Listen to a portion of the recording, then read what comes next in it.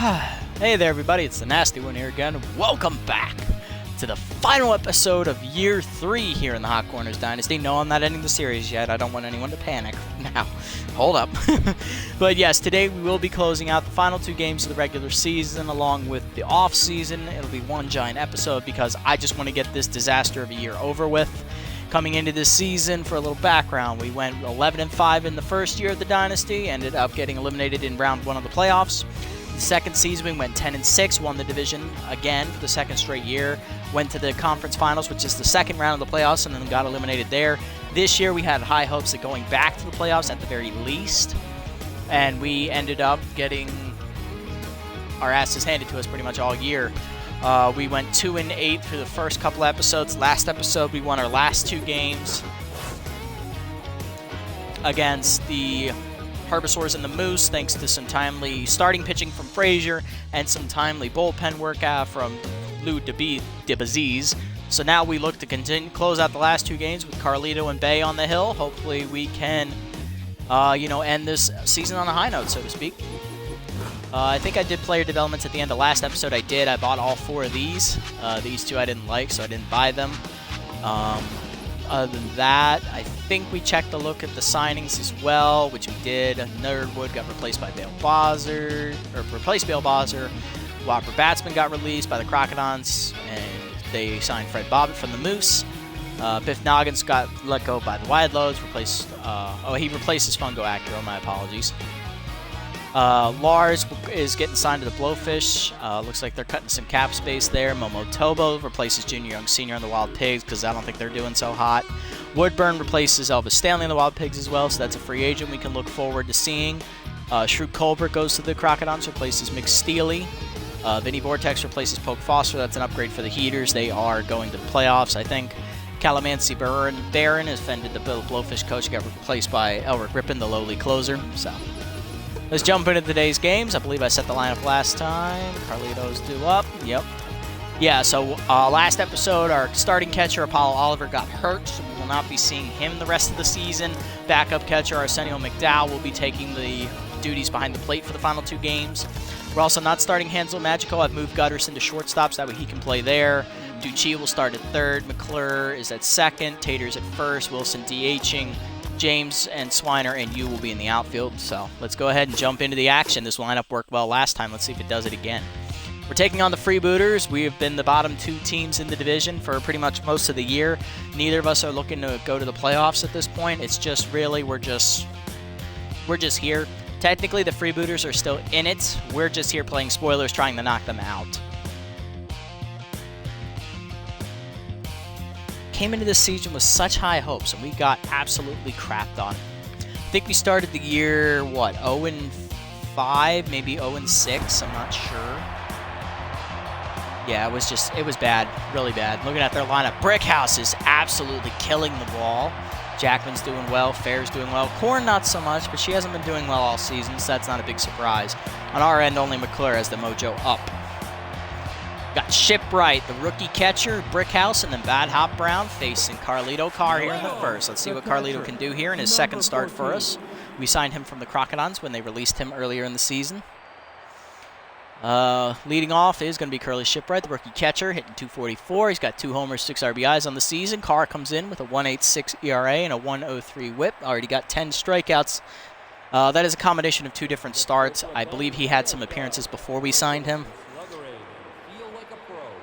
So I know he had 1 start with us. I don't think he had another start beforehand. Anyway, let's go. First pitch, we'll give him a curveball, see what he does. Okay. All right, we're starting with the ball. Okay. Heat her up. That's high. God, I can't get this man to chase. Change up down. That's a strike. Okay. 2-1 to count now. Go slider down. No. Okay, come on, McDowell. I can't be having that from you. Fastball up and in. That's a strike. All right, full count now. Let's see if we can put him away. Slider fouled off. Okay. Change up down and in. That's back to Carlito. He's going to first. That's going to be an easy out. All right. There's 1 out. That'll bring up Brickhouse. Absolutely crushing the ball this year. 438 average, 8 dingers, 14 RBIs. Got to be leading the league in all those categories. Curveball down, taken for a strike, 0-1, good pitch. Maybe not average, but definitely homers and RBIs. Fastball, that's ripped up the middle. That's going to get down for a base hit. James wasn't going to get to that one. I'm just glad it's not over the fence. Brickhouse will be on with a 1-out single here in the first. That'll bring up Bad Hop Brown, the third baseman, hitting .095 on the year. No homers and 2 RBIs. He's filling the DH role today for the Freebooters, not getting the start in the field. Fastball taken high from Carr. 1-0 the count. Just missed the top of the zone there. Slider down, grounded softly to third. Ducci's got to charge and go to first with it, and he will retire Brown as the hit and run was on. Brickhouse in scoring position at second with 2 outs. That'll bring up an RBI opportunity for Guns Jackman. .344 average on the year for the shortstop with 3 homers and 9 RBIs. Having a very, very good year. Not as good as Brickhouse, but pretty good. Change up, hit up the middle, whizzes by Carr's head. That's going to be a base hit. Throw home. Will get Brickhouse at the plate. What a gun there from Geronimo James in center field. Retires the man as he tried to give him the lead. Carlito gives up 2 hits, but manages to strand the runner thanks to some great defense. Gutterson, McClure, and Ducci will lead off here against Hiro Misano. We faced Misano once already this year. We won that start. I don't know if he got the loss or not, but I do know we won that particular game. It was one of the few that we win. Misano comes in with a 5.56 ERA, a 1.59 whip, and 4 strikeouts. So let's see what a veteran can offer us. Slider called a strike for a first pitch. Wasn't expecting it. Change up, pulled foul. All right, we're behind 0-2. Come on, Keg. What do you got for me? That's he under it. Yep, that's going to be a fly out. Easy play there for Brickhouse. He should make the catch. And he will. It's first out. That'll bring up McClure. He's hitting .410 on the year. He's coming on strong here in his 3rd season. 3 homers and 5 RBIs. Change up outside and high. 1-0. Fastball misses out. Oh, that's change up outside. 2-0. Change up at the knees. 2-1 the count now. Change up, call a strike again. 2-2. Chased one high. It's popped up on the infield. Easy play from Misano, and Hiro will put it away for the 2nd out. That'll bring up Ducci, hitting .194 on the year. No homers, 2 RBIs. Hasn't been a full starter the whole time, mostly a bench player. Curveball caught the inside of the zone for a strike from Misano. He's ahead. Changeup misses in the dirt that time, 1-1. Fastball in the dirt this time, 2-1. That's ripped hard on the ground to short. Jackman there to field. He'll go to first. It's a 1-2-3 inning for Misano. Top 2 we go. It remains 0-0. Freebooters looking to get on the board here. Let's see if Carlito can have a shutdown inning here in the second with Woodman, Velez, and Fair due up to face him. Sturdy Woodman, the first baseman, hitting .232, 1 homer, 5 RBIs. Bit of a down year for the veteran. Had a couple good years in the past couple seasons. He takes a fastball outside, ball 1. Change up down and in for a strike, 1-1 the count now. Curveball down, ripped hard to first. Taters there for it, and Mash will take it to the back. First out. That'll bring up Torrey Velez, the 2nd-year 3rd baseman, hitting .241 with a homer and 8 RBIs. 2nd-year player takes a strike on the outside thanks to that fastball from Carr. It's an 0-1 count. Slider down and in, taken first strike, quickly ahead 0-2. Let's see if he can put her away. Curveball down in the way, grounded to third, just foul. Well, 0-2 remains the count. Change up and in, pulled foul again by Velez. She's out in front, 0-2 remains the count. Slider down and away, rip the first, right to Taters, and he'll make the catch on the liner. 2 outs. That'll bring up Landon Fair, hitting .143, no homers, 1 RBI. Fastball ripped to third. Ducci there, he'll go to first, and that's a 1-2-3 inning for Carr, the shutdown inning we were looking and hoping for. Bottom 2 we go. Misano draws Taters, Wilson, and James. Mash Taters has homered in his last 2 games. He's hitting .308 on the year with 2 homers and 2 RBIs. Really coming alive as of late. Strike at the knees on the fastball from Misano, 0-1. That fastball's a strike at the letters, 0-2. That's skied out the center field. Should be an easy play for Brickhouse. He drifts back a bit, and Stockton puts it away for the 1st out. That's going to bring up Batch Wilson, hitting .417 on the year. No homers and no RBIs. Still looking to get those tallies up. Slider calls the strike on the outside corner, 0-1. Change up there, 0-2 the count now. Slider turned on and roped into right center field. That'll drop in front of Brickhouse. Base hit for Wilson. He continues his hot hitting streak. He's on at first with only 1 down, and that'll bring up Geronimo James. The center fielder slumping a bit this year. .235 average, only 5 RBIs, no homers. That's down. Slider in the dirt, taken low, ball 1. Good eye there from James. Fastball roped to center field. That's going to drop in front of Brickhouse. Back-to-back hits here. Put 2 on for the hot corners. Or never mind. Wilson got picked off. Now to bring up Swiner, hitting .333 on the year, 3 homers, 9 RBIs. James goes on the first pitch, strike down the middle with the fastball, throw down, not in time. James steals second, runner in scoring position now with 2 outs for Swiner. Slider inside, we got a 1-1 count here. Buck due up, he's ready. Fastball down, called a strike, 1-2 the count. Masano looks to put him away. Fastball at the letters, ripped to center field. Is that going to hang up? It will. Brickhouse runs it down. Hot Corners had a chance to score with a runner in scoring position, but failed to capitalize. Top 3 we go. It's 0-0. Basket, Corn, and then back to the top of the order with Shipwright as Carr looks to have another good inning. Cash Basket, the left fielder, hitting .321 on the year with a homer and 3 RBIs. Fastball at the knees, left center field, drifting back a bit is James. He's calling for it. Won't quite reach the warning track as Geronimo puts it away for the first out. That's going to bring up Kenna Corn, hitting .133 on the year. No homers and 4 RBIs to her credit. Fastball up and away, fouled off. That's going to get just out of reach of Ducci. 1 out, 0-1 the count. Curveball out low and outside, grounded to second. McClure charges. He'll go to first. That's a quick 2 outs there for Carr. That'll bring up Shipwright, 0 for 1 today, .238 average, only 2 homers and 6 RBIs, of course, retired in his first at bat. Changeup called a strike on the outside, 0-1 the count. Fastball up and in, popped up on the infield behind the mound. Carlito's calling for it. Surprising they're going to let the pitcher go for it. He'll put it away, though, and that's a 1-2-3 inning for Carlito. Back-to-back innings, he's done that. Bottom 3, 0-0 your score. Arms you do up, and then Arsenio McDowell, and back to Gutterson at the top. Hot Corners look to cap through against Masano. Arms you in his second season, hitting only .212 with no homers and 2 RBIs. This is his first time getting starter minutes. Strike on the outside, 0-1. Slider roped to right field. Is that going to drop? Yes, it will. Corn can't get there. It's a base hit for you. As of late, he's been hitting much better. First half of the year was just absolutely dreadful. Leadoff man on as McDowell's due up. Backup catcher is in his rookie year at 26 years young. .385 average. No homers and 2 RBIs. Masano looks to get a double play here. Fastball up in the zone. Called a strike. Oh, that's a ball, actually. 1-0. Just misses with that fastball. 2-0 the count. Curveball hangs right into Fair's glove. That's going to be a diving play by the second baseman. 1 out. That's going to bring up Gutterson, 0 for 1 today. .350 average with a homer and 4 RBIs.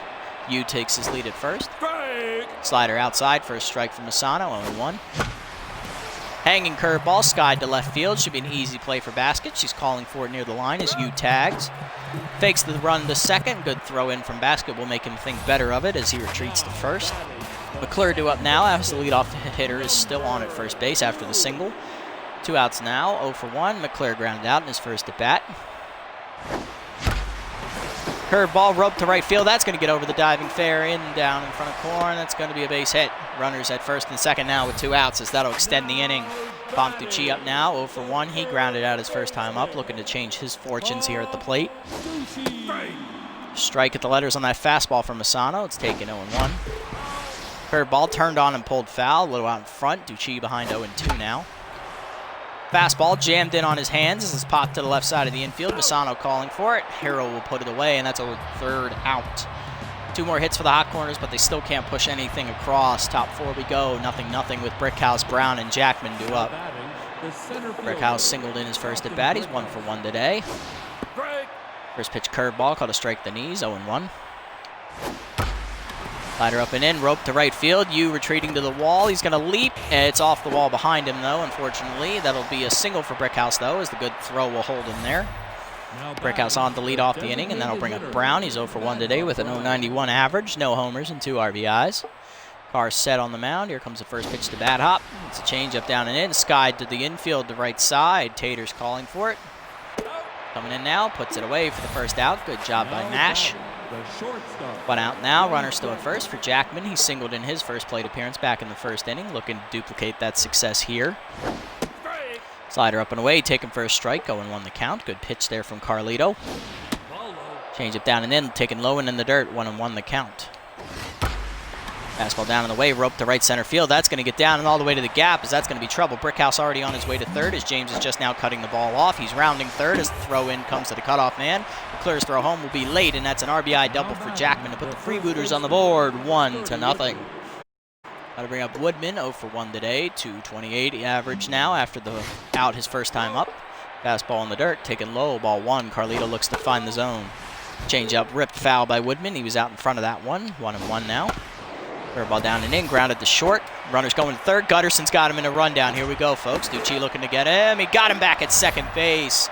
Good heads-up play by Gutterson to start the rundown, and they retire the lead runner, Jackman, for the second out, as that will allow Woodman to reach on the fielder's choice. 2 outs now. Runner at first for Torrey Velez now. See if the second-year sophomore can put things through. First pitch hit up the middle. Diving is Gutterson. He's nowhere near it, and that's going to be a base hit to extend the inning here with 2 outs. That puts 2 on and 2 down. For Landon Fair, the second baseman, only hitting 133 this year, looking to get things started. Strike at the letters, 0-1. He's looking to extend the inning, maybe drive in a run here as the changeup's down in the way. Strike 2 called as Fair is quickly behind in the count. Curveball down and in, pulled foul by Fair as he's out in front of that one. Slider up and away, taken just outside, ball number 1. Fastball down and away, grounded to first softly. Taters charges, he'll take it to the bag himself, and that will end the inning as Carr only gives up the 1 run on a couple hits. Bottom 4 we go. It's 1-0 Freebooters as they tally the first blood. Fowler 5 and 6 due up for the Hot Corners. It's a good chance to maybe get a rally started. Let's see what they can do as Nash Taters leads off here. The left-handed hitter steps in 0 for 1 today on the pop out. Slider misses outside from Masano that time. 1-0. Changeup misses outside as well. 2-0 the count. That's down. Fastball low. 3-0 the count. Take your base. And he walked Taters on 4 pitches. We don't blame him. Taters is a very, very, very tough hitter.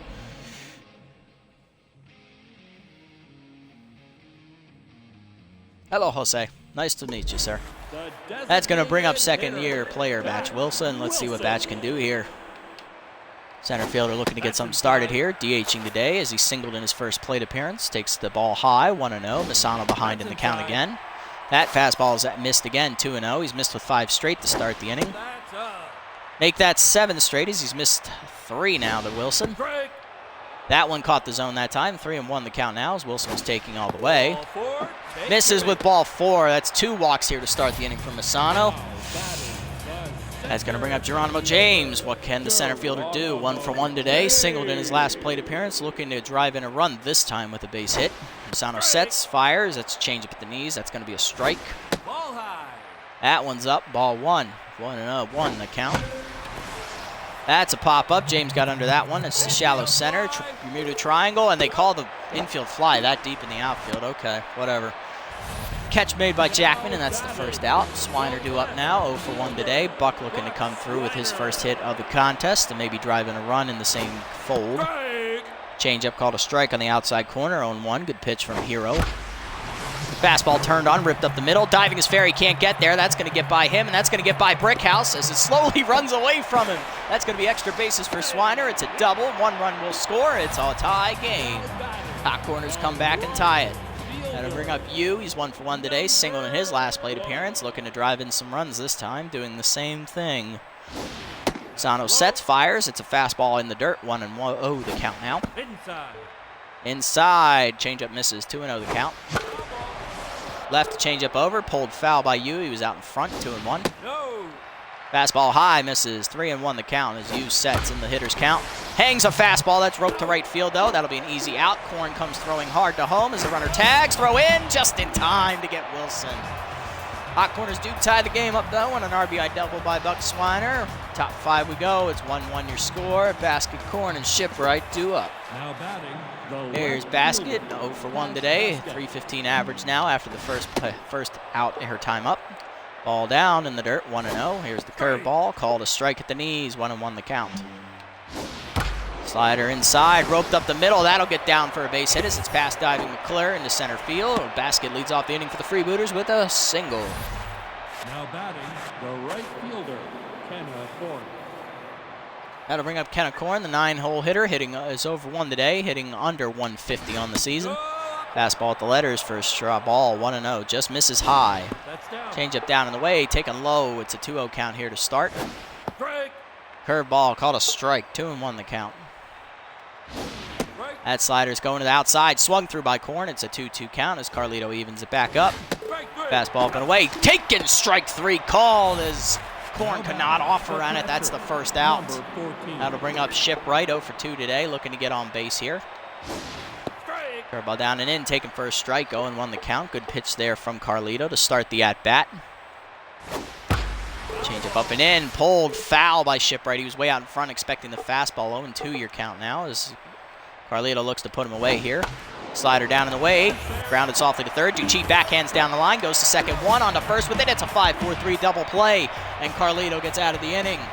Thanks to a strikeout and a double play, the hot freebooters are held off the board. Bottom 5 we go, it's 1-1. McDowell lead off with his second at bat here for the Hot Corners, and we'll go back to the top of the order.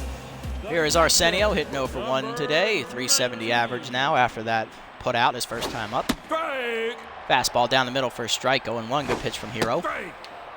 Fastball there again, 0-2 the count now. Fastball up, rope down the left field line, that's hooking into the corner, and that will get all the way to the wall as Basket has to chase it. McDowell will walk into second with a leadoff double as the Hot Corners have a runner in scoring position, and they mean business this inning. Gutterson up now, 0 for 2 today with a pop out and a ground out. Let's see what Keg can do, as that'll do it for Hiro Misano here in the 5th inning. He goes 4+ innings, gives off the leadoff double, and is taken for right-hander Grace Lupinovic, the specialist coming in with a 3.86 ERA and a 1.50 whip. This just got a whole lot tougher. I got a lot of righties in this lineup. Let's see if Lupinovic can get out of the jam as the first pitch fastball's there for a strike, 0-1. Swung through that fastball, 0-2 the count now. Sky down into right field. That's just going to be a tough play for everybody. Korn there to make the catch over the diving first baseman, and that's the first out. Good effort from the first baseman, but Korn had his back. Here is Caleb McClure, singled his last time up. He's 1 for 2 on the line score today. First pitch fastball, cutter blown by him, 0-1. Fastball skied out the shallow right center field. This should be an easy play for Kenna. She puts it away for the second out as the runner has the tag thanks to her good arm. She's already proven it once, threw us out at home. Got to bring up Ducci. He's 0 for 2 today, looking to turn things around here at the plate. Swung through the fastball late, 1-0 the count as Lupinovic tops 100. Second pitch, line to right field. That's going to drop in front of Korn for a base hit as McDowell got a good jump. He's rounding third, throw in, not in time. It's cut off by Woodman in the case, maybe. RBI for Ducci gives the Hot Corners lead here, 2-1 in the 5th. First pitch, runners going. Fastball on the outside, called outside, and stolen base for Pomp as he's in scoring position now for Taters. Fastball outside, ball 2. It's a pitch out. Are they going to walk him? Yes, they are. They are going to intentionally walk Mash Taters after the stolen base. That'll put him on, and that'll bring up a righty, I believe, to face her specialist ability. No, it brings up Batch Wilson. He's 1 for 1 today. Drew a walk his last time up. Also singled in his first at bat. He's 1 for 1. What can Batch do? Swung through a fastball late, 0-1. That cutter was blown by. Pickoff attempt, not in time. Ducci gets back. That's a hanging slide curveball as it drifted into right center field, but it's an easy play for Brickhouse, and that will retire the side. Run does come in to score, though, thanks to the RBI single by Ducci. 2-1 your score to the 6th. It'll be the middle of the lineup due up as Brickhouse, Brown, and Jackman will face Carr for their third hacks. First pitch to Brickhouse is a curveball for a strike, 0-1. Good pitch there from Carlito. Change it down and in, taken for a strike, 0-2 the count now. Slider up and in, just inside, misses ball 1, 1-2 the count to Brickhouse. Fastball up, chased and popped into foul territory as Taters is over there. Mash puts it away for the first out. I'll bring up Bad Hot Brown. He's 0 for 2 today, looking to get things going here against Carlito in the 6th. Fastball up, misses outside, ball 1. Curveball down in the way, fouled off into the seats, 1-1. Brown was just late. Change it down and in, taking low and inside that time, 2-1 the count. Slider up and in, taken for a strike, 2-2 count now as Whiffer activates for Brown. Fastball down and in, grounded softly to first. Taters charges, he'll take it to the bag, and Mash puts the second out away. And that'll bring up Guns Jackman, 2 for 2 today, double single and an RBI for him as he looks to come through with his third hit of the contest. Fastball up and in, misses, ball 1, 1-0, just high. Curveball down for a strike, 1-1 the count.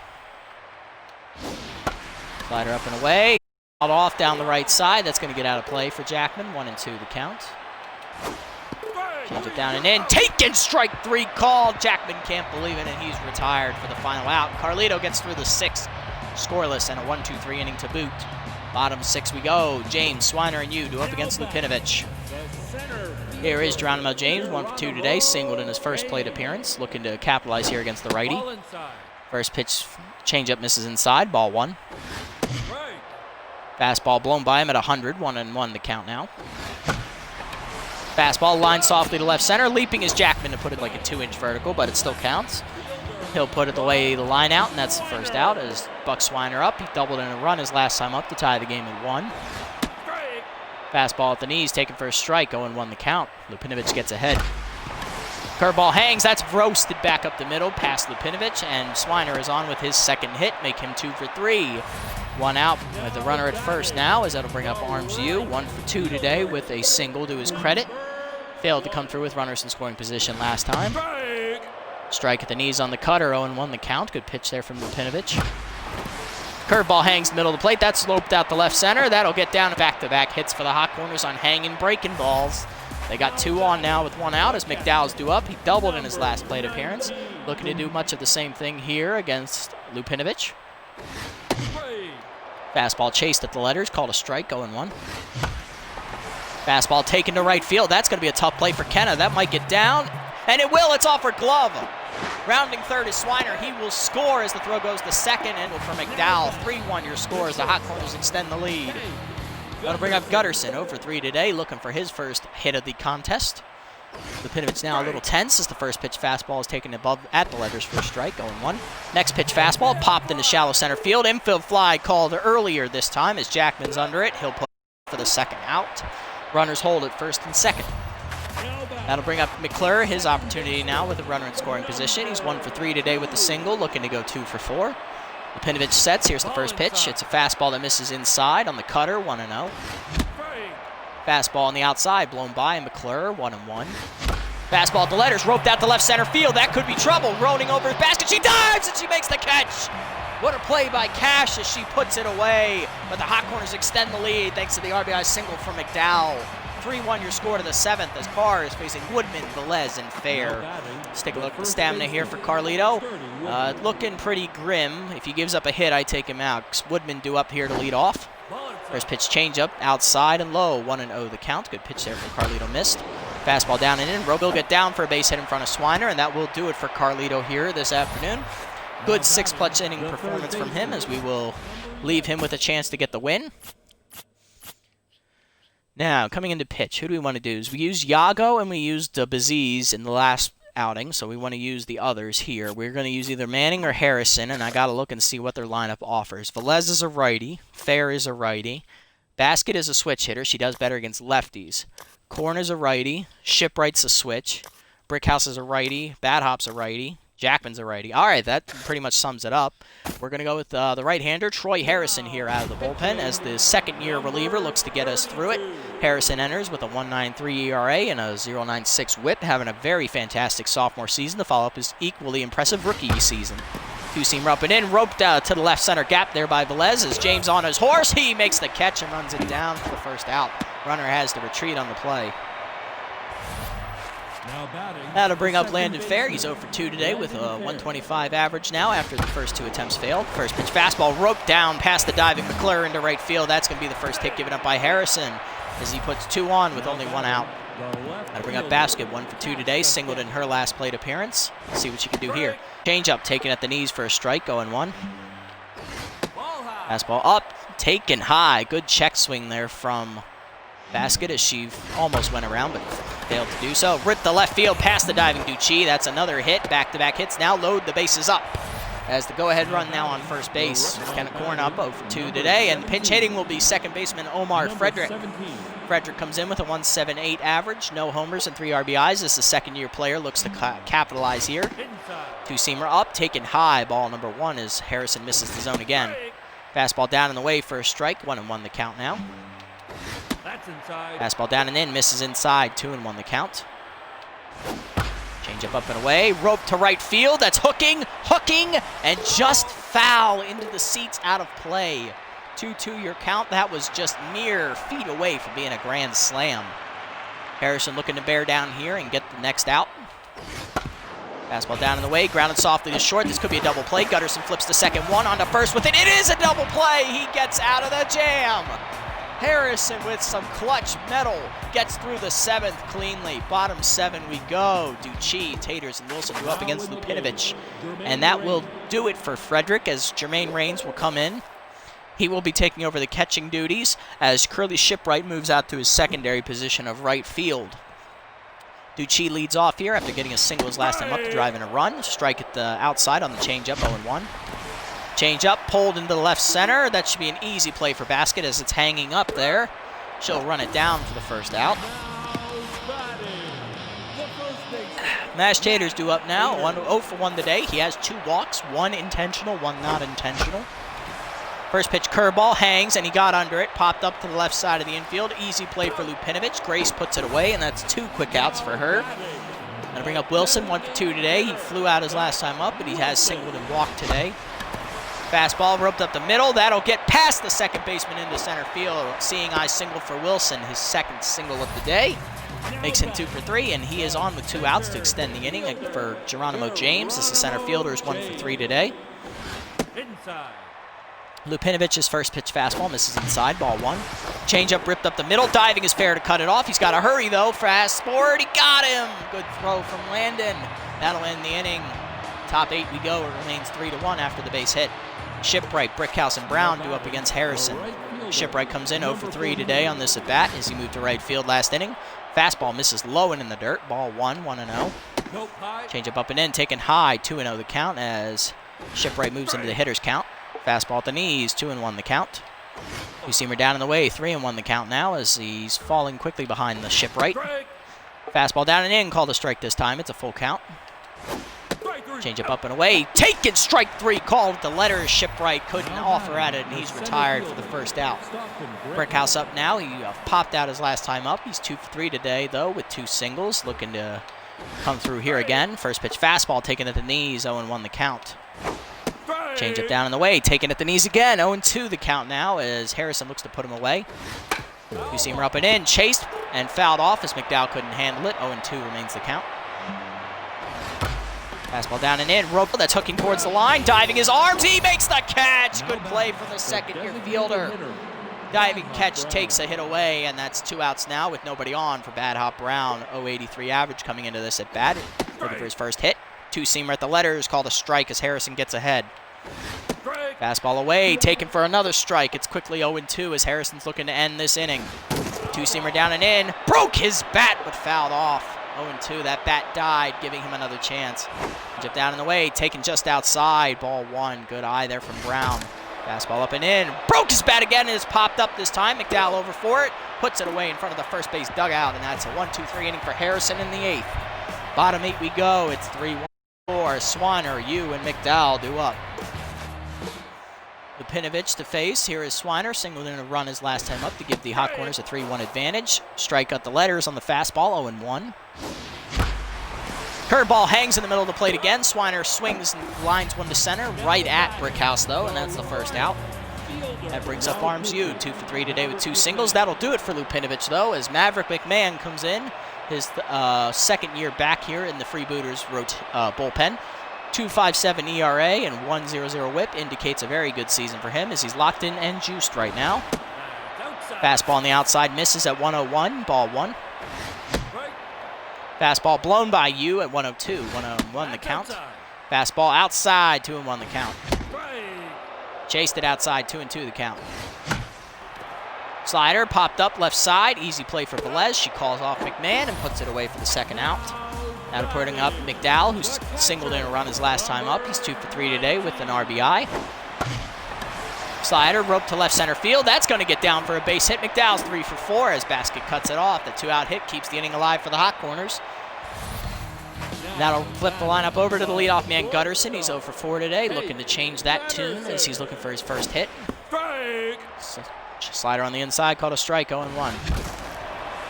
First pitch fastball, broken bats, pop up the 2nd. Fairfield's on a hop, goes to 1st, and that'll end the inning.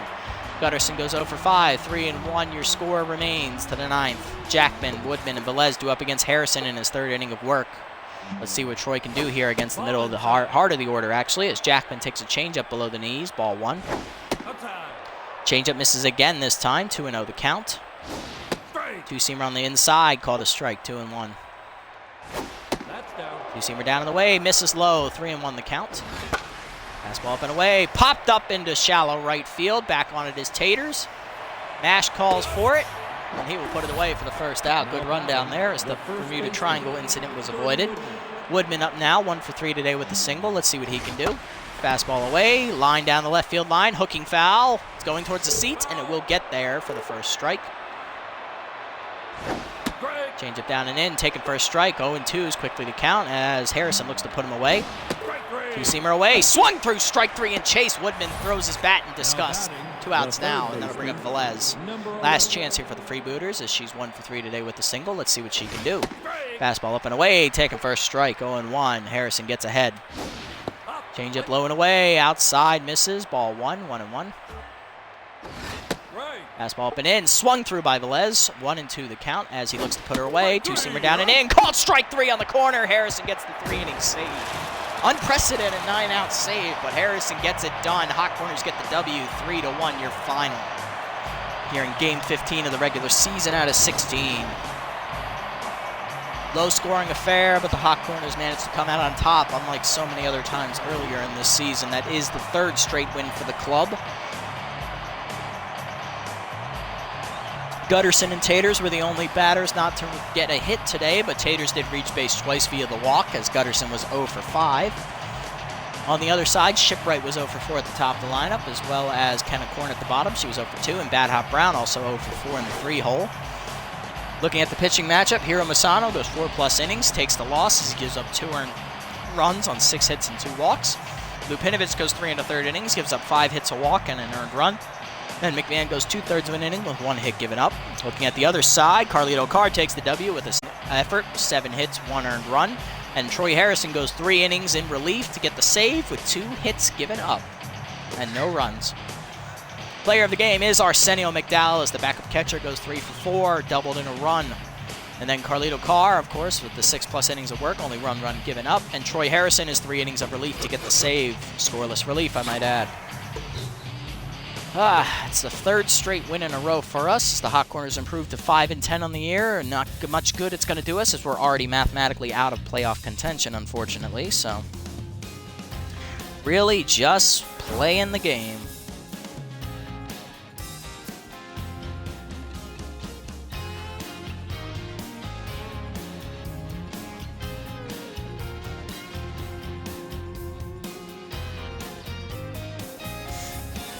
All right, so we got 3 more games to sim, and then we got our final game, which is the regular season finale for the entire league. Let's have a look.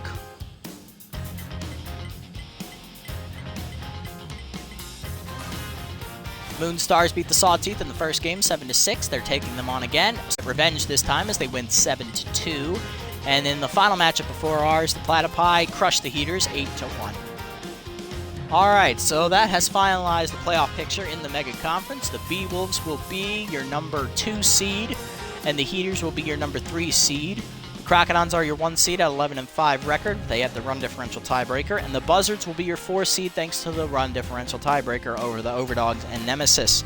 So the Buzzards making their 2nd straight appearance in the playoffs. Crocodons making their 2nd out of the 3 years they missed last season. Heaters making their 1st appearance in the playoffs, and the B-Wolves making their 1st appearance in the playoffs as well in this dynasty. In the Boss division, the Moonstars clinched the division at 11-5 record. The Sandcats have also clinched the number 3 seed at 9-7. They will be in the playoffs. Right now, the Wild Pigs are playing for nothing. The only way they get to the playoffs is if they beat us by 33 runs. And that's the tie, actually. They need to beat us by 34 runs today, otherwise they are not making the playoffs. Herbisaurs will be your number 2 seed at 9-7, and looking at this, if the tiebreaker holds, the Sawteeth will be in the playoffs with a +20 run differential. So once again, our defeating the Freebooters have screwed them out of the playoffs for the 3rd consecutive season. Ha ha! Take that, we are good at being a spoiler. Alright, so in our final matchup, we're taking on the Wild Pigs, another division rival. Bay Paul, of course, is coming off a game where she took a line drive to the chest. So she is not going to be pitching at 100%, but based on those numbers, I don't care. She's had a great outing. She's having a great year. 1-2 with a 2.49 ERA. I'll take that every damn time. Looking at these, looking at the news for the team here in the final week. Well, next to last week, really. The final weeks after our last game. Yago has a training opportunity, which I don't like, but she already has walk prone, so we can buy that. Trail Gruber is released by the Jacks, replaced by Rusty Bustum. Kyson Manning has a training opportunity. So does Connor Frazier Jr., Apollo Oliver, and Batch Wilson. Caleb Aguilar's off Overdogs, replaced by Churl Dangerfield as they release a young shortstop. I could use that kind of power on. I could use that kind of player on my roster. Let's put him on the target list here. Let's put Aguilar on there. I like him. I do.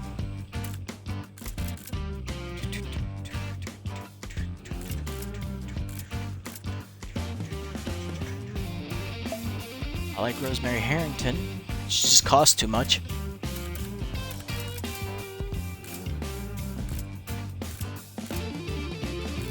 I don't like anybody else that much. I like Stanley. I like Beefcake McStevens. Of course, but they're all high rated, so I'm not going to be able to afford these, of course. Fungo Acura's nice, but he's pretty old. Alright, I think that's it for now. At least in the offensive categories. I'm not gonna... if I look at pitching, I might sign one. Oh, I like Zane Travis. Pretty expensive, though. Same with Barron. That's gonna be expensive. We released Hayes. We released Broseph. We released Presidente and Salmon as well. These two, they just didn't work out for us. They had horrible seasons. But I'm willing to sign one of them back, I guess, because, well, they're young. They deserve another chance.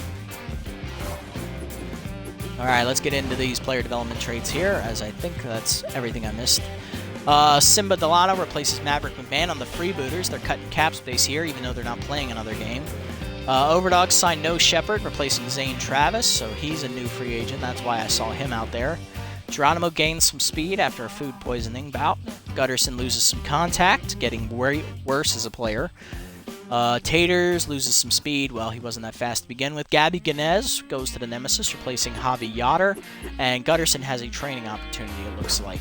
Okay, let's have a look at these player opportunities. None of these are in danger of going away, so I'm going to build up some more cap space, and then I'll be able to buy all of them at the end of the year. So let's go ahead and do that real quick. Let's get into the game today as we are taking on the Wild Pigs here in the regular season finale. We're facing Hannah Hogswind. Comes in with an 0-1 record, 7.82 ERA, and a 1.66 whip. Not great numbers at all. That's actually absolutely horrible. Paul comes in with an 0.92 whip. That's amazing. You know, ERA under 3. That's awesome. She just has a lot of bad luck. She loses a lot of low-scoring contests. No run support. It's been a theme this year with us. Looking at the lineups, any changes? Wilson goes to the top of the order here, DHing, then McClure, followed by Ducci, Taters, Gutterson, James, Swiner, Yu, and McDowell. So no changes from last game. They're just, the order's a little bit different, that's all. And Paul will be the starter. Let's jump into it. The only reliever we will not have today will be Troy Harrison. He was, of course, used for 3 innings of relief in Game 15, so we won't see him. We have Manning and Yago definitely at our disposal, and maybe Debaziz in like an emergency relief capacity. Alrighty, we're going to be at home for the final game. Hopefully we can end this season on a 4-game winning streak. That'd be awesome. And then, of course, immediately afterwards, we're not going to sign anybody. We're just going to we're going to buy the player development things. We're going to sim to the end of the playoffs, and then we'll jump right into the offseason right after this. I normally make the offseason a separate episode or like a separate stream, but I just want to get this year completely over with because it has been absolutely horrible. I just want it done. So I'm making one big episode tonight for everybody. Looking at the lineup, Kaufman, Stips, Mann, and Evergreen all hitting well for the Wild Pigs, while we have Wilson and McClure at the top of our lineup. Here we go. Kaufman, Stips, Mann due up against Paul here in the first. Let's go. Kaufman, of course, comes in, hit .311 on the year with 4 homers and 12 RBIs in her first year with the Wild Pigs. Fastball grounded to Taters, and he will take it to the bag. That's a quick first out on 1 pitch for Paul. Here's Oakley Stiffs, hitting .308 on the season, 4 homers and 17 RBIs in his first year with the Wild Pigs as well, signed from the Freebooters. Curveball in the dirt, taken low, ball 1. Slider hangs in the middle of the plate, and Stiffs takes that to right center field. That is hit very well. It is off the wall out there, though, and will ricochet to center. James there for it, and he will get it in, but not before Stiffs records a 1-out double. Now batting, Extra base the hit has him in designated scoring hitter, position as Randy Randy. Mandu up, 208 average on the year. Not great numbers with only 3 RBIs and no homers, but he's been hitting well as of late. Fastball down for a strike at the knees, 0-1. Explains why he's in. He's a lefty against a righty. That's why he's hitting. Change-up down, ripped up the middle. That's going to be a base hit for Randy as he continues his hot streak. Stiffs will go to third, but hold there as the cutoff throw was very quickly in from James. Wagner up now, 184 average on the year, only 2 homers and 5 RBIs. Down year for him. Two-seamer at the letters, called a strike, 0-1. Change-up down in the way, called a strike, 0-2 the count now. Slider down and in, just low, misses, ball 1-2. Curveball down, taken in the dirt, 2-2. Runners hold as McDowell catches up to the pass ball. 2-2 count now as Wagner looks to come through here. Paul delivers a fastball up and in. That's popped up the short. Back on it a little bit is Gutterson. Keg puts it away for the second out as he gets the throw into home. That'll bring up Payton, 246 with 2 homers and 6 RBIs, hitting well as of late, getting her numbers up. She was down near 200 last time we saw the Wild Pigs. Two-seamer up and away, called a strike at the letters, 0-1. Change up down and in, taken inside, ball 1-1 the count for Paul. Curveball delivered, low and in the dirt, 1-2 the count there as it missed the outside corner. Slider away, ripped on the ground to short, Gutterson there, he'll go to first. That'll retire the side. Good job by Paul to bend but not break as she gives up 2 hits but manages to strand the runners. Bottom 1 we go. Wilson, McClure, and Ducci to face Hogswind. Wilson comes in, hitting .436 with no homers and no RBIs, getting the start as of the past couple of games, hitting very well. Fastball misses, change-up misses inside for ball 1. Fastball up, misses, 2-0. Fast change-up high, 3-0 count now to Wilson to start the game. Fastball at the letters, called a strike, 3-1. Change-up roped up the middle, that's a base hit for Wilson. He continues his hot hitting with another base hit. Wilson leads off the game with a single, puts him at first with no outs, and that'll bring up Caleb McClure, hitting .400 on the season, 3 homers and 5 RBIs. Caleb looks at one above the letters, ball 1-0. Ball below the knees, 2-0 the count. Strike on the inside, 2-1 the count as McClure looks for another pitch. Misses inside with that fastball. It's a 3-1 count now. Fastball at the knees, popped into shallow right center field. Should be an easy play for Kaufman as she's out on it. She puts it away for the first out as she gets it in. Runner remains at first as Ducci's up now, hitting 200 even on the season. Hit an RBI his last game. He's got 3 now. Strike on the inside on that changeup, 1-0, 0-1. Curveball hangs, that's hit back up the middle. That'll get down for a base hit as it's past the diving Kaufman in the center field. Ducci has the second hit of the inning as that puts runners at first and second with only 1 out. Brings up Mashed Taters. The 4-hitter was 0 for 2 in the first game with 2 walks, 286 average, 2 homers and 2 RBIs. Fastball misses up, ball number 1. Turns on that one, ropes it to right center field. Might get down, but it won't as the center fielder's over for it. Stiffs gets, throw goes to short. Oh, damn it. I accidentally hit second, my bad. Runners thrown out on the double play. 2 hits and nothing does for the hot corners. Top 2 we go. Blings, Roper, and Bacon do up. First pitch down, below the knees for a ball as Blings takes it 1-0. Change up down in the way, misses low, 2-0. Blings, of course, starting in right field today instead of catcher, which is where he normally is. Slider at the knees, called a strike, 2-1. Two-seamer up and away, fouled off as he's late, 2-2. Fastball down in the way, rope to third, right at Ducci, and that's the first out. Brings up Snag Roper. The shortstop comes in with a .256 average, no homers and 1 RBI on the season. Fastball up and away, fouled off, 0-1 the count.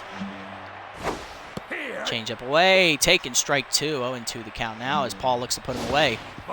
Curveball down, taken in the dirt, 1-2 the count. Slider inside, grounded softly to short, tough play. Charges, he goes to first with it. He'll retire Roper for the second out. Gonna bring up Bacon, hitting .333 homers and 1 RBI. The second baseman is at third today. His secondary position, fastball on the inside for a strike, 0-1. Two-seamer down in the way, low, ball 1-1. Change up down and in, taking first strike, 1-2 the count now as Paul looks to set him down on the strikeout. Slider outside, misses for ball 2 as McDowell can't handle it, 2-2. Curveball inside, rope to left center field. Back on it is James, and he will run it down in the gap for the third out. A 1-2-3 inning for Paul.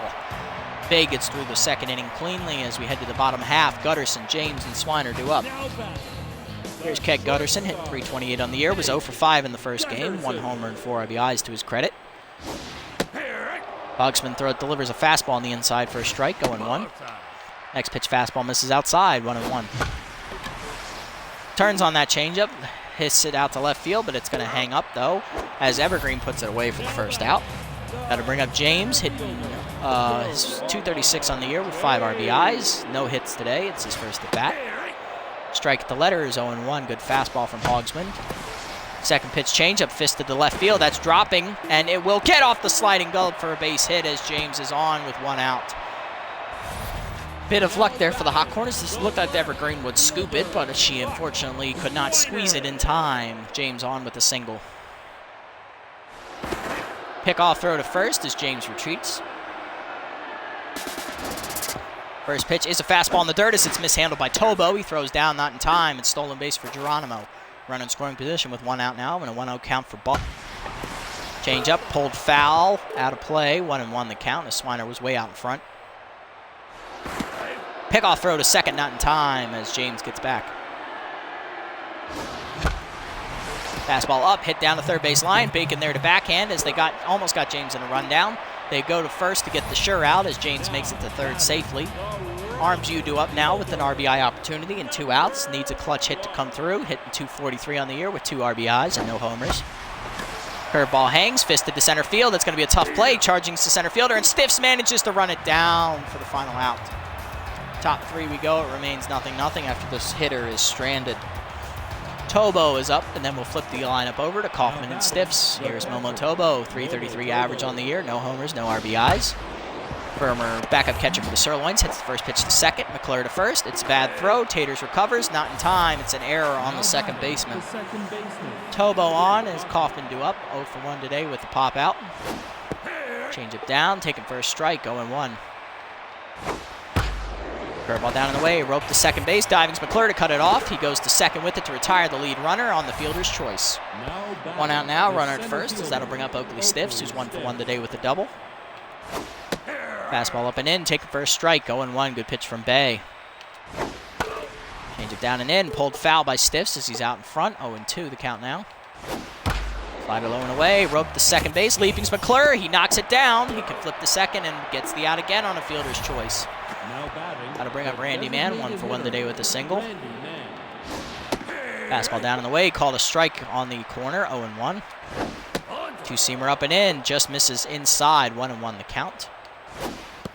Slider down and in, low, 2-1 the count now. Curveball away, rope to shortstop, right at Gutterson, and that's the third out. Paul gives up a base hit, but manages to actually gives up a runner on the error, but she manages to get out of the inning without it coming back to bite her. Bottom 3, McDowell's due up, and then we will flip the lineup over back to Wilson and McClure. Here's Arsenio McDowell, hitting .433, no homers and 3 RBI. Himself a game last time. He was the player of the game, went 3 for 4, drove in a run. First pitch from Hogswind is a hanging breaking ball that misses high, 1-0. Curveball in the middle of the zone, popped up the right center field. Easy play for Stiffs as he comes charging in.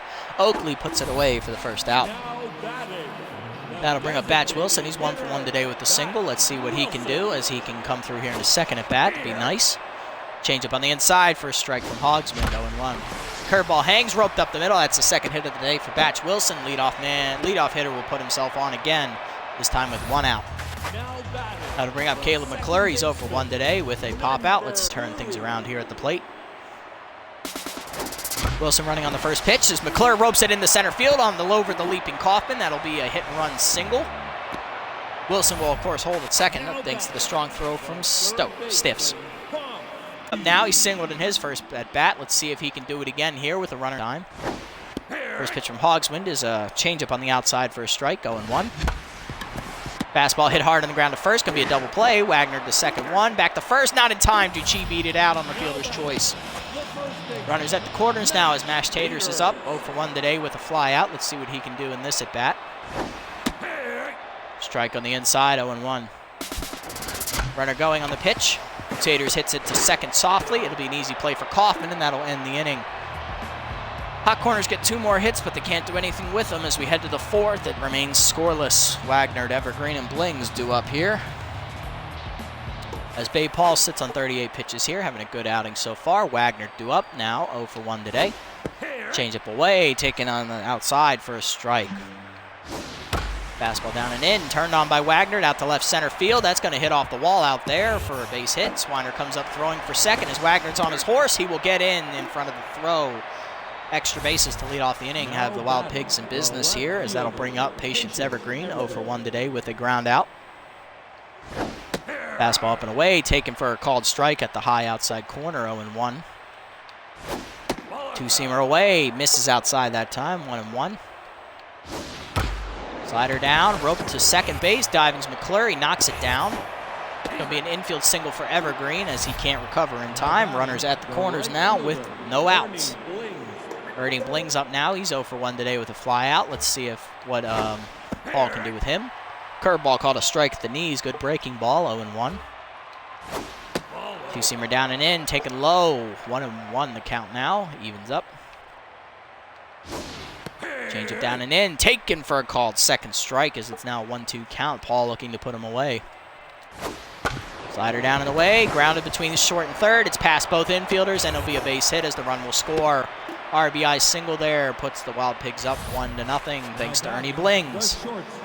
Brings up Snag Roper now, 0 for 1 today with a line out. Fastball up, taken inside, ball number 1. Two-seamer down and away, rope to right field. That's hanging for you, though. It's right to him as he makes the catch for the first out. Runners will hold. First and second now with 1 down, as that'll bring up Wally Bacon, 0 for 1 today with a ground out. Curveball down, taken for a called strike, 0-1. Good pitch there from Bay. Second pitch is down for a ball on the inside half, 1-1. Change up and away, pop down the right field line, hooking towards the corner. You over in foul territory, puts it away for the second out as the runner's tagging for third. Throw to the cutoff man is not in time. Runners at the corners now for Momo Tobo. He grounded out his first time up. Actually, no, he reached on an error by McClure. First pitch here from Paul is taken on the outside corner for a strike. That was the fastball there. Slider up and away, taken for a called second strike as she's quickly ahead, looking to end the inning.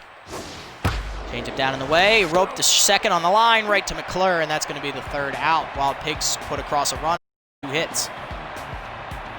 Bottom 4 we go. It's 1-0 your score. Gutterson, James, and Swiner due up.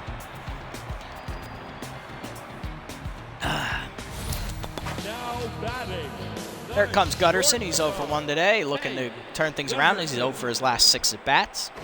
First pitch from Hannah is a fastball that misses outside, 1-0. Fastball fouled off that time, 1-1 the count. Gutterson behind. Turns on it, line to softly to short, right at Roper, and that's going to be the first out. Brings up Geronimo James. He's 1 for 1 today with a single. Looking to do that again. Swung through a fastball late, 0-1. Curveball grounded softly to second. Easy play for Kaufman. She goes to first. That's 2 quick outs. That'll bring up Buck Swiner, 0 for 1 today with a fly out. Fastball at the knees for a strike, 0-1. Fastball up, fouled off, 0-2 the count now. Fastball turned on and pulled foul into the seats, 0-2 your count still as Swiner stays alive. Fastball misses high, that was the cutter, 1-2. Curveball hangs in the middle of the plate. Swiner drives it out to deep center field. That's chasing the fielder back. He's at the warning track, and Stiffs will put it away there for the third out. Well, thank you, Slap Monkey. Top 5 we go. It remains 1. Top of the order due up here for the Wild Pigs as they look to extend their lead against Paul in the 5th. Kaufman, Stiffs, and Mann. Here is Kaufman. The second baseman is 0 for 2 today, looking to turn things around at the plate. Fastball on the inside, called a strike. Actually, that leaked back over the middle. We're kind of lucky that they didn't capitalize on that mistake. Curveball misses outside, 1-1 your count. Two-seamer from Paul is ripped up the middle. That's going to get down for a base hit, damn it.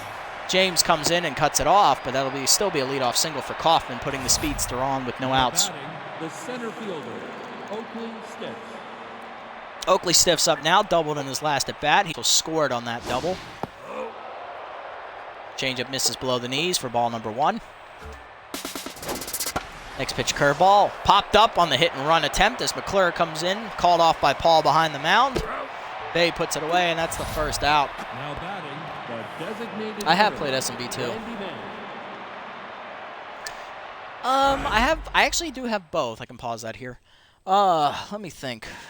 Pros and cons. Well, I do like the new age system they put in. I like that they expanded the team rosters to include 20 teams instead of 16. Let's see what else. This game is more difficult, so if you're looking for as easy of a time as you did in Super Mega Baseball 2, it's not going to be the same. I'm playing on the same difficulty I did back then, which is 80, and this is, I can say, significantly much, much harder, as evidenced by our record, once you can see that back at the screen. Let's think. What other cons does this have? There is no custom pennant race yet. They are custom pennant race yet. They are still working on that, last I heard from their newsletters. What else? I love the franchise mode.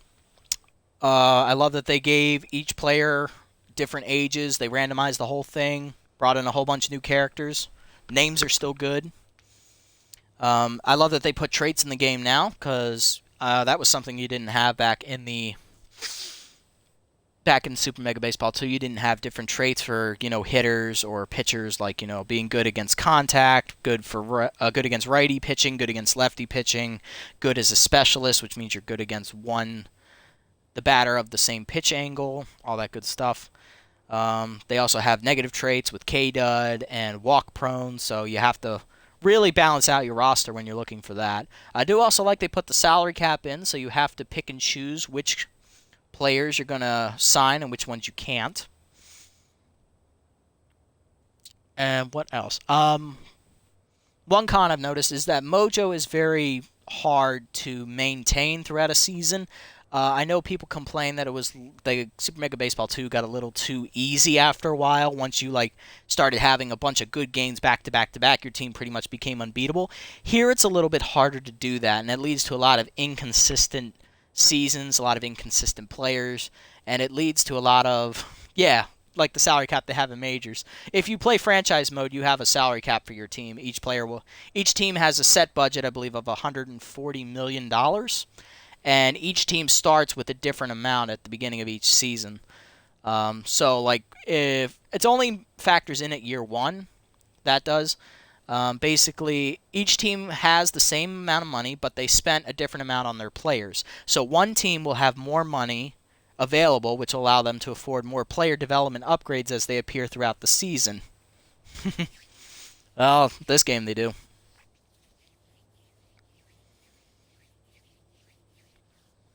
Well, they have a budget in this one, I guess. It's almost the same thing as a salary cap, except you can't franchise tag anybody, which sucks.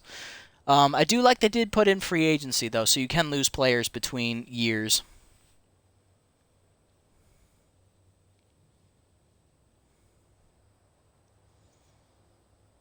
Yeah, they put in the new free agency period. Rookies are generated every year in franchise mode, so every season you will have new players going in. You will have players retire. You will have players leave for various reasons, whether it be more money or they just don't want to be on the team anymore. And then you can also bring in a player for a player. Basically, throughout the season, you can release players and sign new ones, but A, you got to make sure you have enough money available, and B, you have to give up a player in order to sign that player. Unless the player retires during the offseason, then you can just bring in a player. Yeah, so you really got to balance out your roster and all your different needs. That's a really nice feature they put in, too. Overall, I think this game is a pretty good improvement. I'm glad it took a little long for them to... it took them 6 years to release this game. So they definitely put a lot of work in, and I definitely enjoy it for the most part.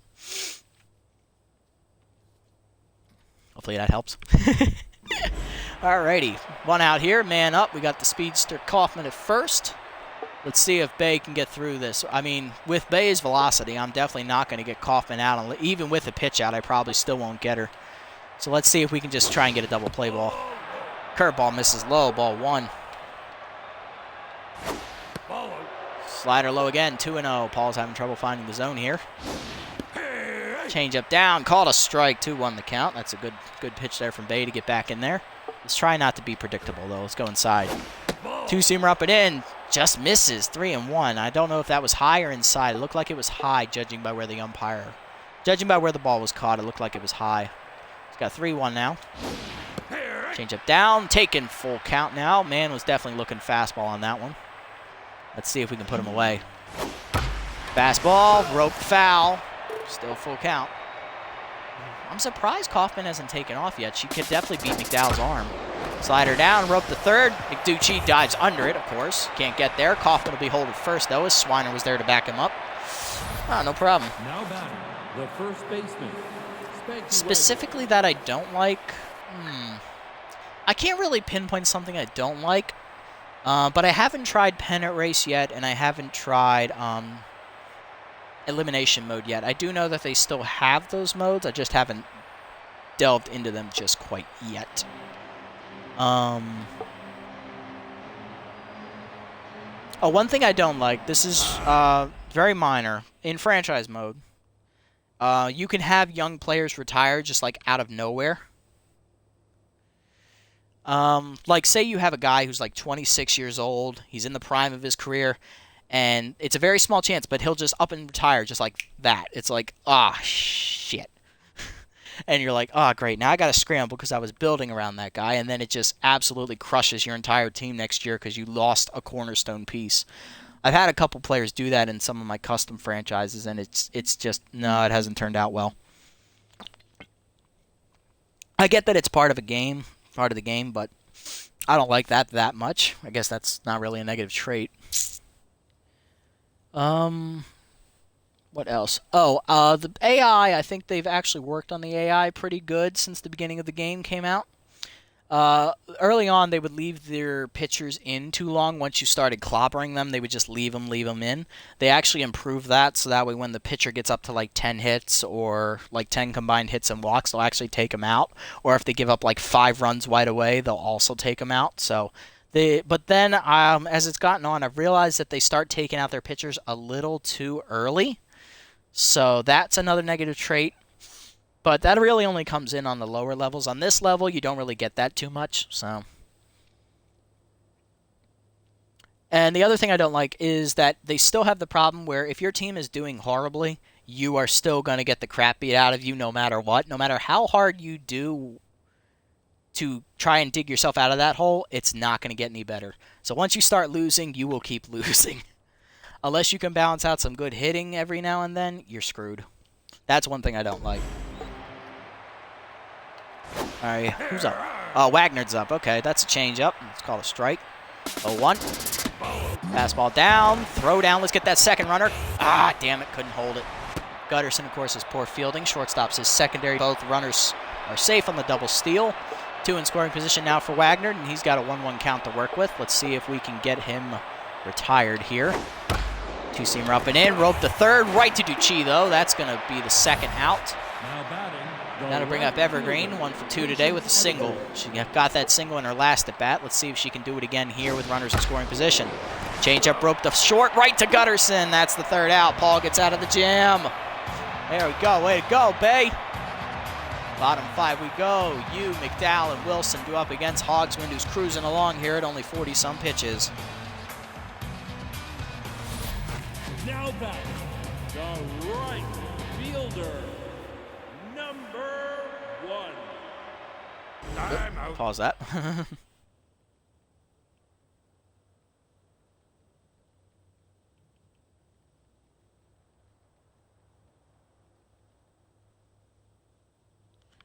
All right, there we go. Okay, arms use up. He's in his second season.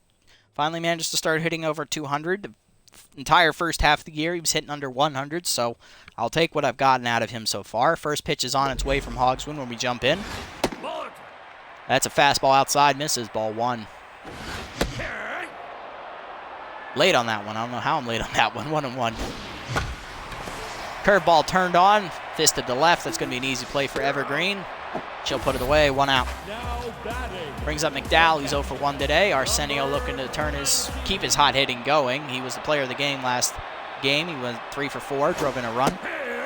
Strike on the outside on the cutter, 0-1. Curveball turned on, down the line. That's going to hook foul, 0-2. McDowell needs to protect now. Chased one high. He fists it to right center. That's a tough play. Kaufman dives, and Kitty makes the catch. Damn it. 2 outs now, and that'll bring up Wilson. He's 2 for 2 today. 2 singles to his credit. See if Batch can keep his hitting going. Fastball misses. Ball 1. Fastball roped to left center field. That's going to be trouble, but it should be run down by Evergreen as she does get there in time. 1-2-3 inning for Hogswind in the 5th. Remaining keeps the score at 1-0. Damn it, we just need one good break. That's all we need. Blings, Roper, and Bacon do up against Paul here in the 6th. This is probably going to be her last inning. She's already at 71 pitches. So curveball up the middle, past the diving Gutterson. That's a leadoff single for Blings. His hot hitting going. That's his 2nd hit of the day as he's on to lead off. That'll bring up Roper. Ooh, I just thought of something else I do like. I do like that they gave a new pitcher roll out. It's called the starting reliever hybrid roll. Basically, that's a pitcher who can pitch at any time without any mojo penalties. So if you have a starter that gets injured and you have one of them on your team, fantastic. You can use them right then. That's something I also like. They can also sub in as a spot starter if you don't like the starter you have out there today. So that's kind of nice. Although, one thing you need to pay attention to. Certain teams, their bullpen, you still have the same amount of pitchers, but you don't always have a closer. Sometimes you have 3 relievers and a starter reliever, or you have 2 and 2. Just make sure you pay attention to what you got. Or sometimes you'll have 3 starters, 1 starter reliever, and then you have a full bullpen of 3 relievers and a closer. You got to make sure you memorize which team has those. Because the starters, relievers, they can only go about 60-some pitches before they start to tire out and are like completely worthless. Starters, you can get about 80 to 90 out of them before they are, done for the day. So, food for thought. Anyway, bringing up Snag Roper, 0 for 2 today, looking for his first hit. Runner at first on the single. Curveball at the knees for a strike, 0-1. Fastball up and in, rope to center. That's going to get down. Back-to-back hits to lead off the inning. Has Paul in trouble again. That's going to put 2 on and no outs. I think I might change her out now that I think about it. Bacon due up. He's 0 for 2 today.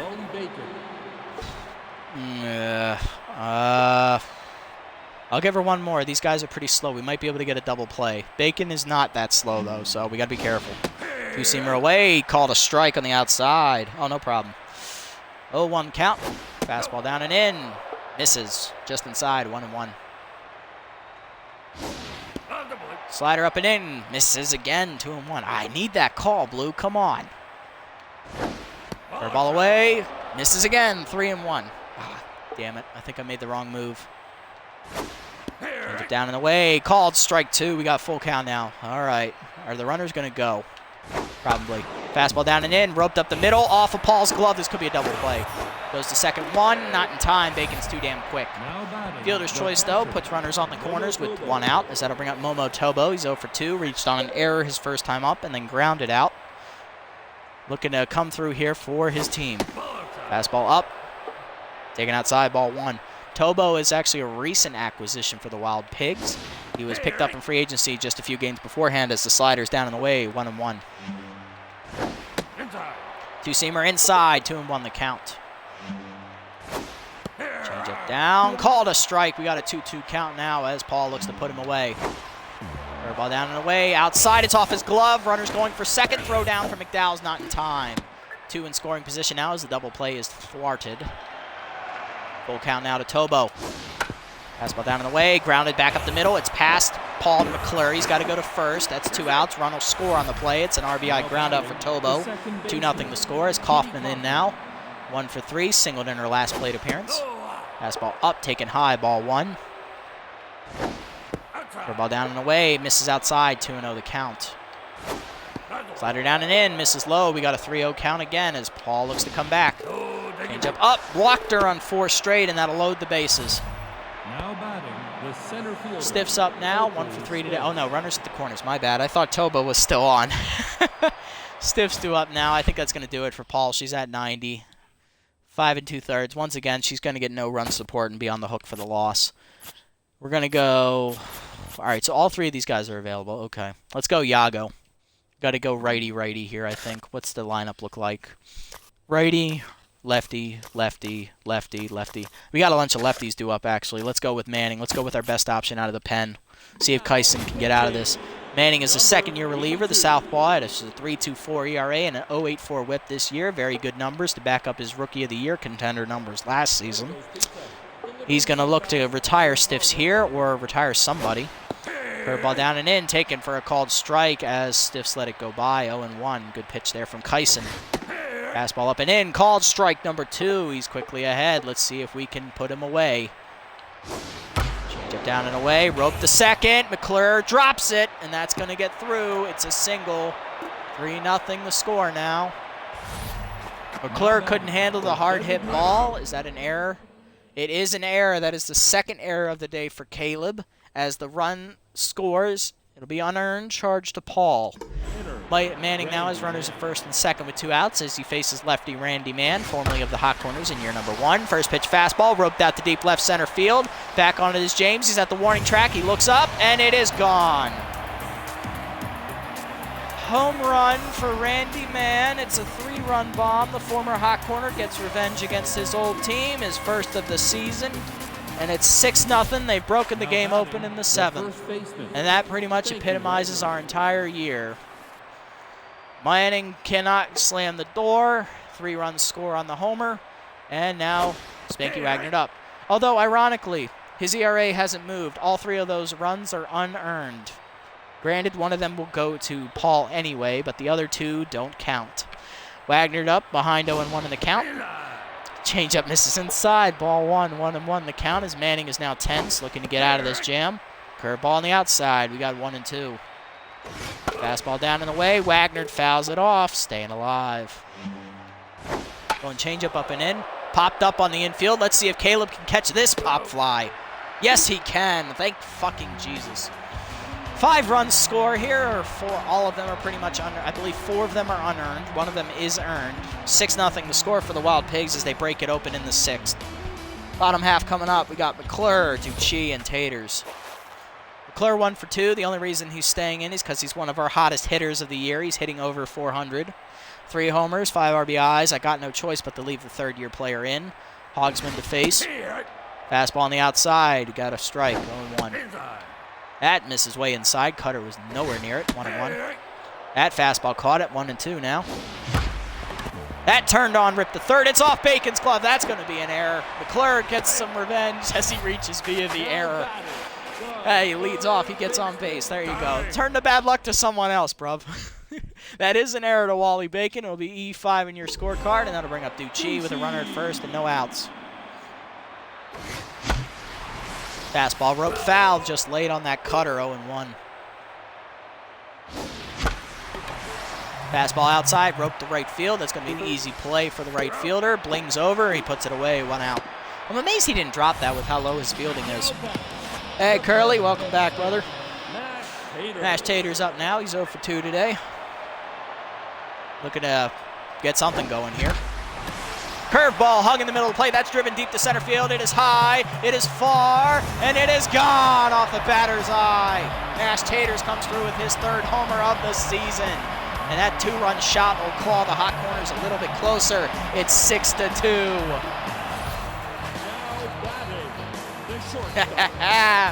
There you go, Taters. Look at you. You finally did something. 3rd homer of the season for him. It's 6-2 your score. Gutterson takes a strike at the letters, 0-1. Ball outside, 1-1 the count. Cutter missed that time. Fastball hung and hit hard to first, but it's going to be right to Wagner, and that's the 2nd out. That brings up James now. He's 1 for 2. He's got a single to his credit. Outside pitch is activated. Here's an example of a trade for you. Outside pitch, power and contact boosts when you target the outside half of the zone, so it kind of changes up your strategy here. So with a guy like this, target the outside, your circle gets a little bit bigger. Ball high, 1-0. Ropes on that one into the right center gap. That's getting down and all the way to the wall. No one's going to catch it as it ricochets to center. Blings finally runs it down as James is going to round second. He's going for 3rd. Kaufman gets it in. Throw in, not in time. 2 outs. Same triple there for James. Puts a runner in scoring position for Swiner. Team RBI leader at 10. He's got 3 home. 0 for 2 today, though. Let's see if he can turn that around. Fastball high. Misses. Ball 1. Oh, I swung under that one. Damn it. Oh, here's another negative trait. Okay, this one only affects runners when they're on base. It's called bad jumps. You get a speed reduction when you try to steal a base. So I never run with Buck, no matter how high his speed is. Ball Ball outside, 2-1 your count now as Hogsman's starting to lose it. Roped on the ground to short, backhanded by Roper. He's going to first, and that ends the inning.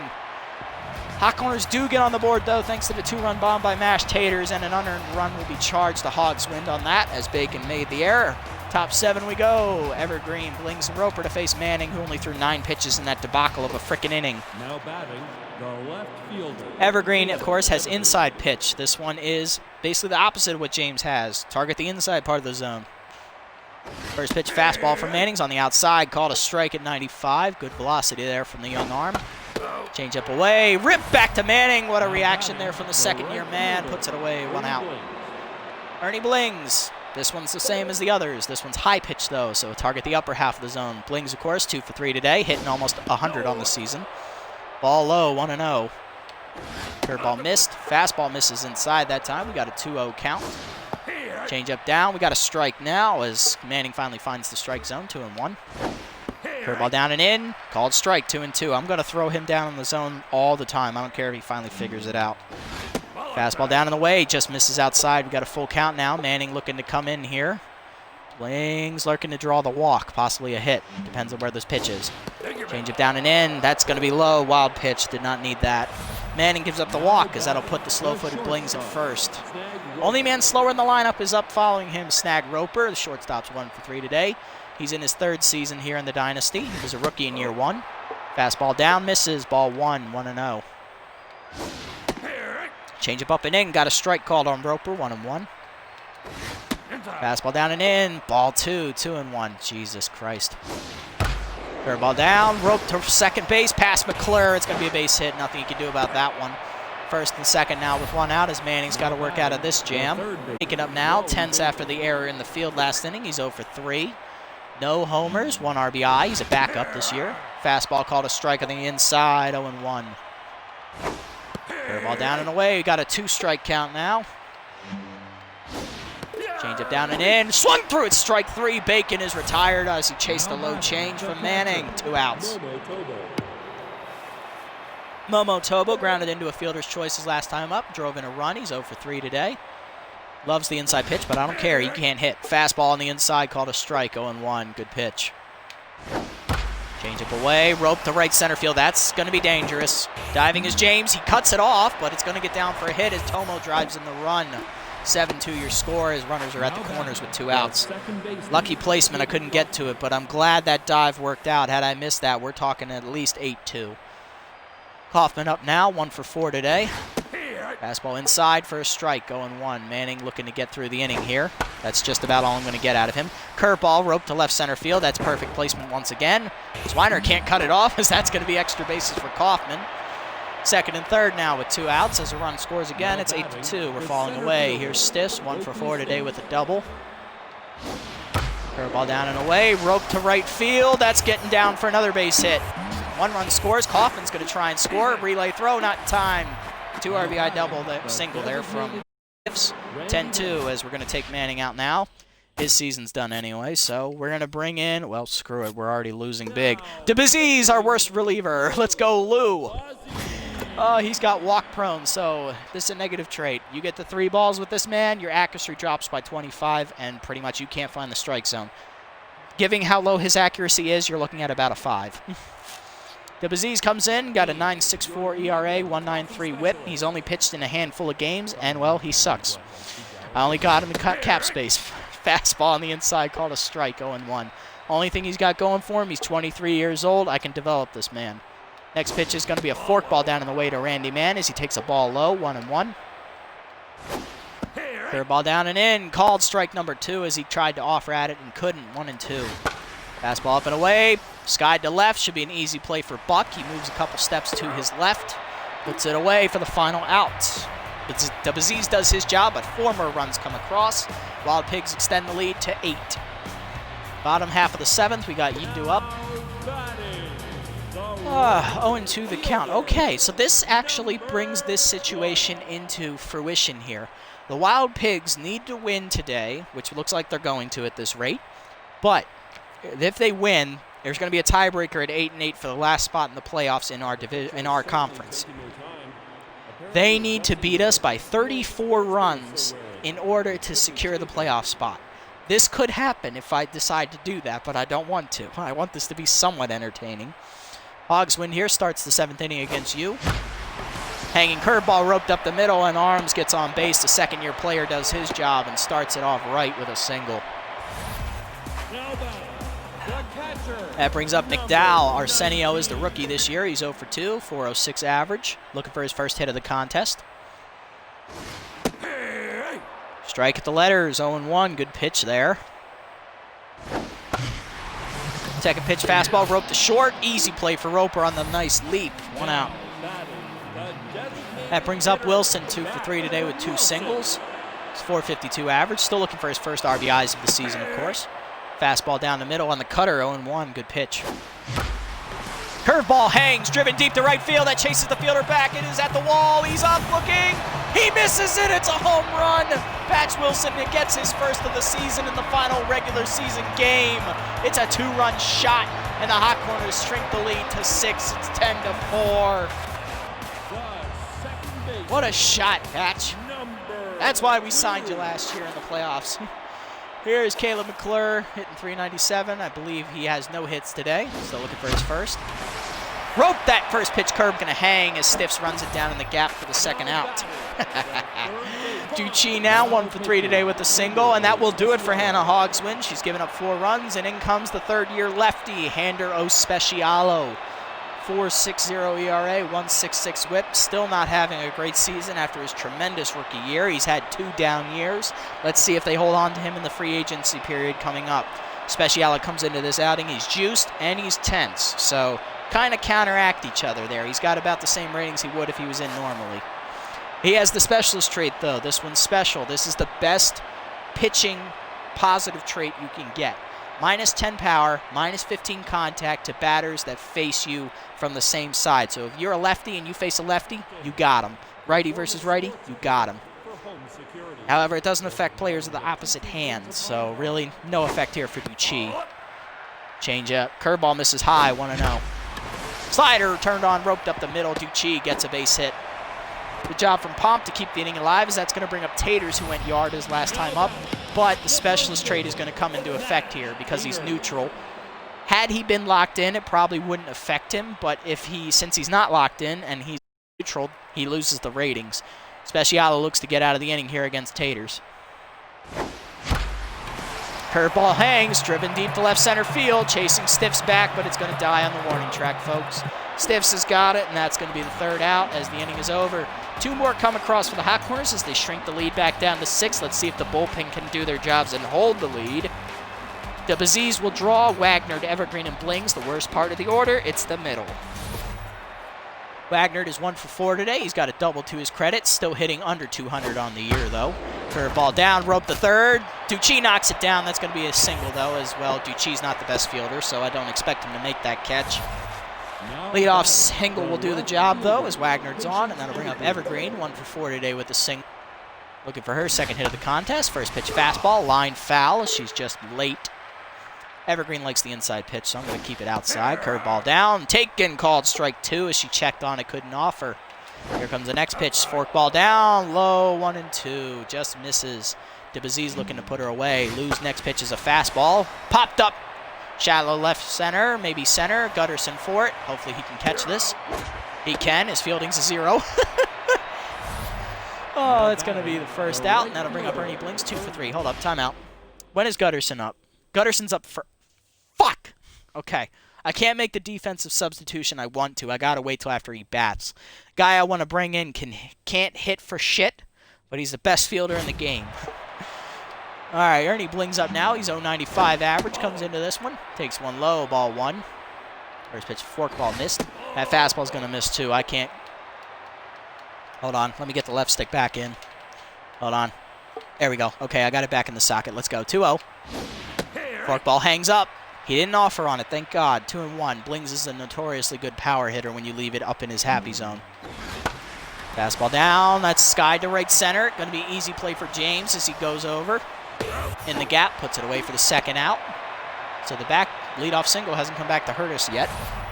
That's going to bring up Snag Roper, singled us last time up, moving to 2 for 4 on the afternoon. He was the backup this year at shortstops. Elvis Stanley, who was released after the 14th game of the season, was the starter there, so he hasn't got a lot of playing time. Takes a curveball at the knees for a strike, 0-1.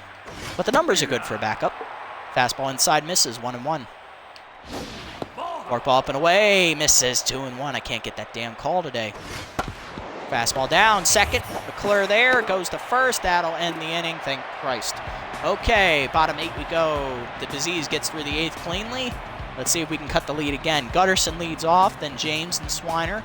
I have to use Gutterson here. He's the best one of my 3 available shortstops. Now I say 3. One is a utility player. He can play anywhere.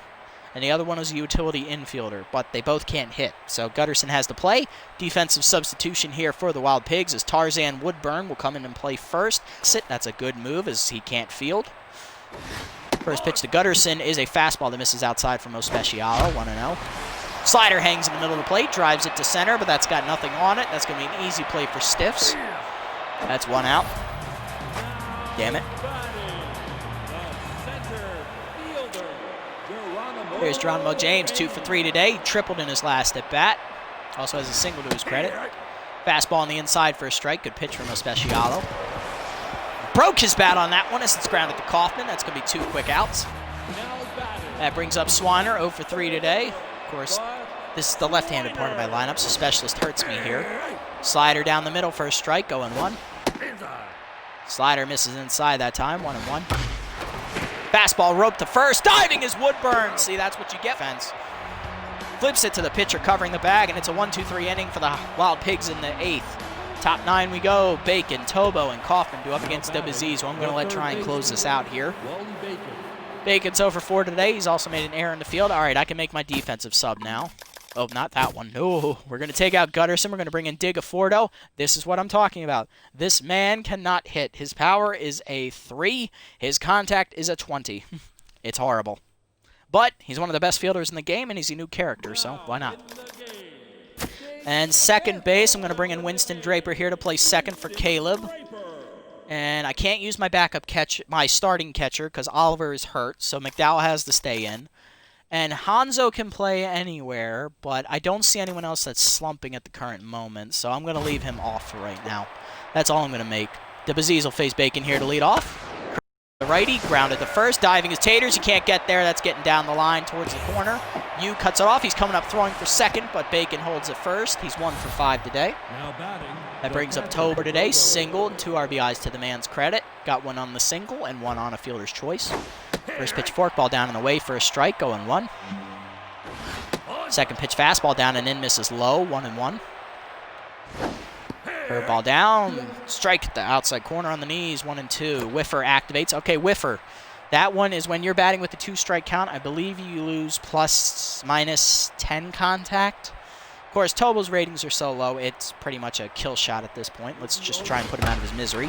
Fastball up and well, he proved me wrong. That's a rip out to left center field. Leaping at the wall, Swiner got it. He robbed him. Oh, we got to get him at first. Come on, get the ball. Damn it.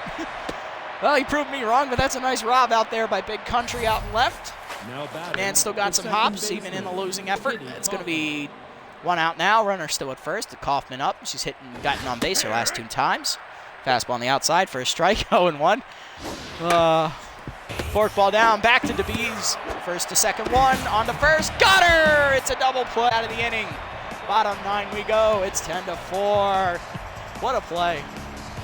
First we get the outfield robbing home run jump, and then we get the double play on the grounder to the pitcher. Woo! Yu, McDowell, and Wilson do up here in the 9th. Let's see if we can just make it a little bit more respectable.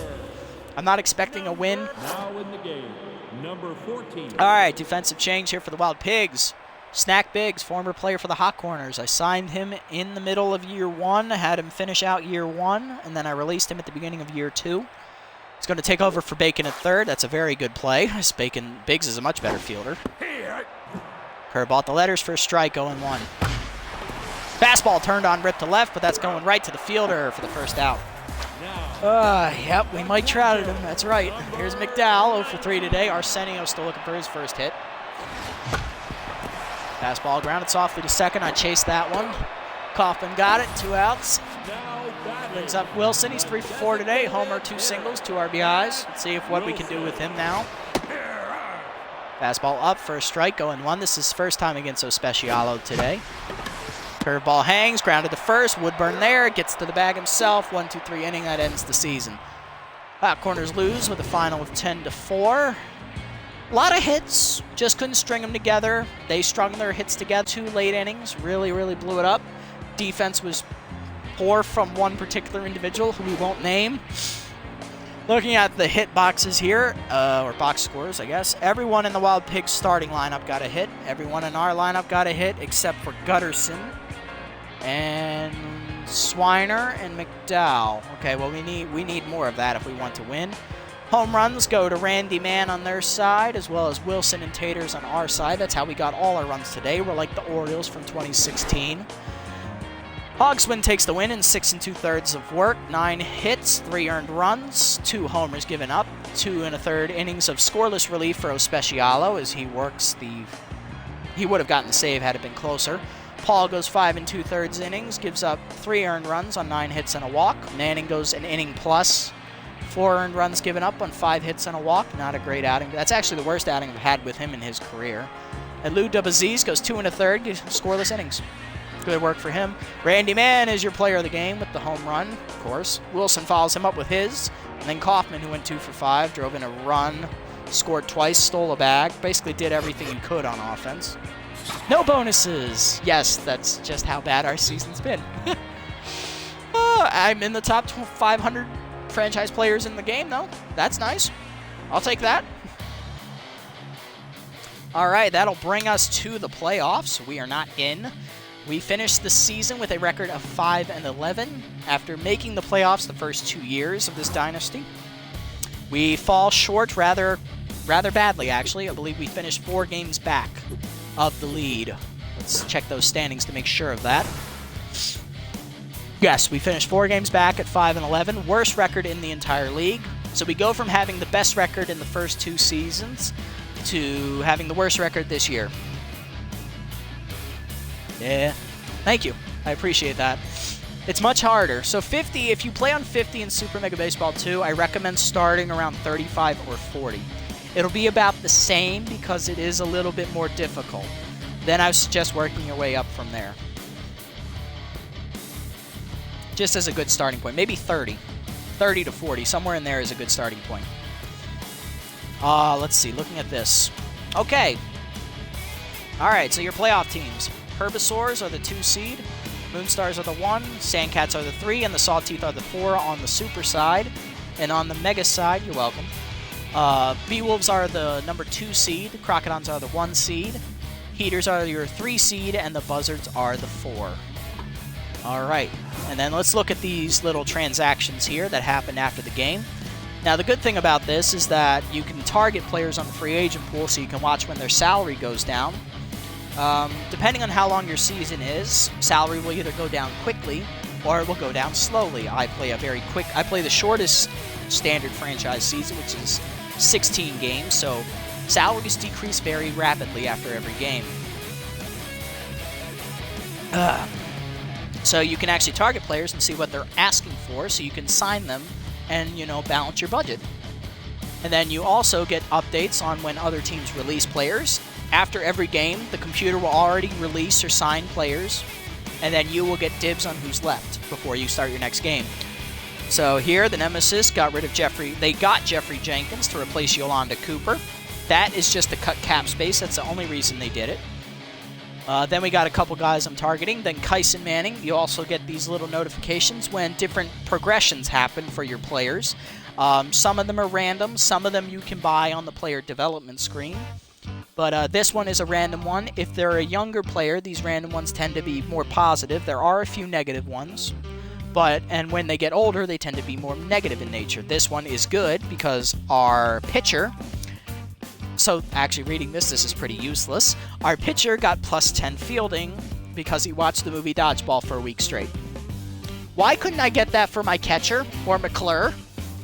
I would have loved it on one of those 2 guys. No, it goes to my bullpen pitcher. That's just the game for you. Got some more targets here. Then we get to the next signing. Leonardo Ramiro goes to the Moose, replacing their closer, Klaus DeGame. That is a salary-cutting move. The Moose are out of the playoffs. Freebooters sign Meet Commonly, replacing K Frequent, their closer. That is also a salary-cutting move as well. They are also out of the playoffs because we beat they ass. Screwed them out of the playoffs for the 3rd straight year. The Moose make one final salary-cutting move. They sign Pepe Vinicio and replace their all-star outfielder, Jackie Slam. So we got some high-profile names in free agency this year. Love to see it. I'm not signing anybody. I'm going to wait till the offseason, and I will do shit then. But for now, let's go to the player development screen, see what we can buy. Okay, player development screen. This is something new as well for franchise mode. You got training opportunities for different players that come up throughout the course of the year that have different chances of expiring after every game. So, depending on how much money you have, which for us we have $5.85 million to spend of our $140 million budget, we can use that to buy all of these actually. So, yay us. The one thing you want to know here, right here, this is a good example. This is a opportunity that also gives you the percentage chance to unlock a trait. Now, these could be positive, or you could gain a negative trait in the same way. There are some ones that will make you think. Like this one, Spitball down here, this would normally have the negative trait Walk Prone, but because Yago already has 2 traits on her, she can't have any more, so we do not have the negative trait. Plus, the negative trait I'm talking about is already on her, so it's not going to make her any worse. So when you're buying stuff, just make sure you pay attention to the consequences of your actions. So let's start. I'm going to start with this one up here for Gutterson. This is going to be a pointless one because he probably won't be here at the end of the year. And I got money to burn. But you know what? I'm thinking about this now. I'm probably not going to bring back Keg next season, even though I do love the name and I do love him as a player. He's just been regressing this year from a B+ down to a B-. So I think it's time that we move in a different direction at third base. So we are going to get rid of him. So I'm not buying this one, even though this is a great one to get. Moving to this one, this is our ace, Connor Frazier Jr. This is a mechanics tune-up, gives him +2 to all of his pitching attributes. Well, I'm going to spend it on... I am saving my money, but I'm going to spend it on the guys I know I'm keeping. Frazier's one I'm going to keep. He's our ace. I'm not getting rid of him. This one also gives him a chance to get Compose. Compose is a trait where if you have a 3-ball count as a pitcher, your accuracy goes up by 25. Keeps you from walking people. It's a very good trait. I'm getting this one. Now, I hope I get it. It's a 5% chance. I got a 1 in 20% chance of getting it, so let's see. So we get guaranteed +2 across the board. Make him a little bit better. And he does not get it. Okay. Well, worth a shot. Still, he's an A- now. It's beautiful. He's better for next season. I love to see it. All right, now this one for Oliver. I'm definitely going to get this one. Well, do I want to get this one now that I look at it? This is actually a dumb one for my catcher. Now, granted, Stealer would give me a speed boost when I try to steal a bag, but it's my catcher. His speed is under 30. He's not stealing any bases. This is a dumb one. I'm not going to waste my money on this one. Next one for Manning. This is a good one. Improves his junk, which is his weakest trait. Also gives him a little bit more accuracy, makes his power pitches a little bit easier to throw, so I'm going to get this one. Plus, it's really cheap because he's only a C+. The lower rated your players, the more affordable these opportunities are. Let's see, give me the 7. Damn it, didn't get it. Got a 2, okay. +1, okay. He's a B- now, alright, he's serviceable level, I like it. Next one, let's go Wilson here. +1 power, +3 arm. That would be a good one to get considering I'm going to need him next season. He's like our 4th outfielder, but the way he was hitting this season, he kind of deserves a start. So I need him in case Geronimo James, our young center fielder, decides to test free agency. So I'm going to improve him here. Got the 3. Okay, well, it's better than nothing. I like it. All right. And this last one for Yago. This would improve her weakest trait, which is her junk. But she's 27, and I really only signed her to cut cap this year, so I'm not going to buy this one because I'm looking to replace her in free agency. So I'm going to save my money. So at the end of this, We have $3.7 million for next year's player development funds already. And then whatever my budget is, you get that. You get a portion of that after every game. So let's say I have $16 million at the start of next season. I play a 16-game season. So after every game, I would get $1 million to spend on player development. I'd be rolling in dough. All right, so that's all we're doing. And here comes the screen. We didn't make it. Big surprise. Boo. Okay. Here are your playoff matches. We're just going to sim to the end of this. I don't really care who wins at all, because it's going to be a new champion, because both of the first 2 season champions aren't here. All right. Skip. Skip. Skip.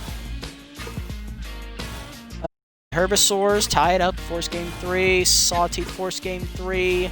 Beewolf sweep. Crocodon sweep. Okay, so top 2 seeds move on the right.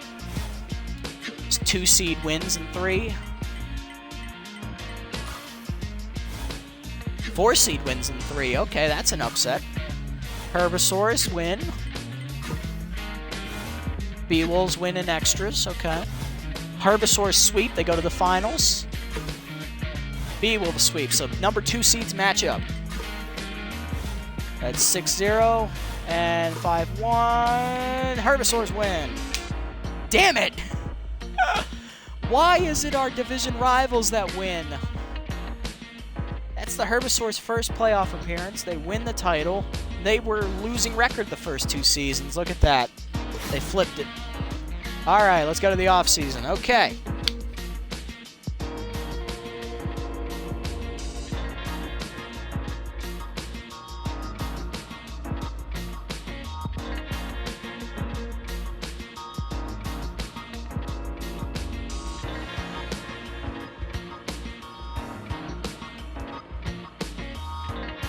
Okay. Sorry. Wife was texting me. I gotta answer that. Anyway, so off-season. Here we go. All right, let's see who's retiring, who's staying, who's going. Okay, so we are up to $43.5 million. We had 31 and some change to start, so we lost approximately $13 million of salary, almost. So we had some players declare for free agency and or retire. We do not know which ones they are yet. I have not scrolled down. I am terrified to look. Okay, let's have a look. All right, so we got the top 6 free agents there. None of them are our players, so that's a good sign. So it's not of our best players, I don't think. All right, Cheyenne Hill. She's 27. She just retired from the Blowfish. See, that's a problem right there. 27 years old. Super Samson's 25. These 2 guys in the prime of their career, they could have kept going. What if you had built your team around them? It's all over. All right. Stevens, I was targeting him. He's gone. Mashed Taters retires. We lost our power-hitting first baseman. I expected that. He was our oldest player at 39. I only signed him for half of this season, so I'm not surprised he's gone. That's not a big loss.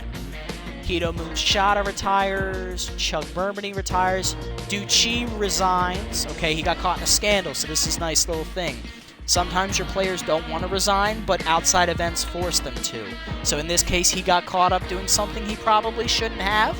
Judging by those ratings, probably taking some little HGH. Got caught. Now he's got to leave. Which I wasn't going to sign him back anyway. I was actually going to try and cut him. So this works out in our favor once again. Elvis Stanley retires. Only at 30. Come on, Elvis. I wanted you. We could have had the reunion. Jeffrey Rockman retires. He was 40, and that's the end because we reached the championship screen. So we had a couple big names retire. We lost 2 players, 2 of which aren't really big losses.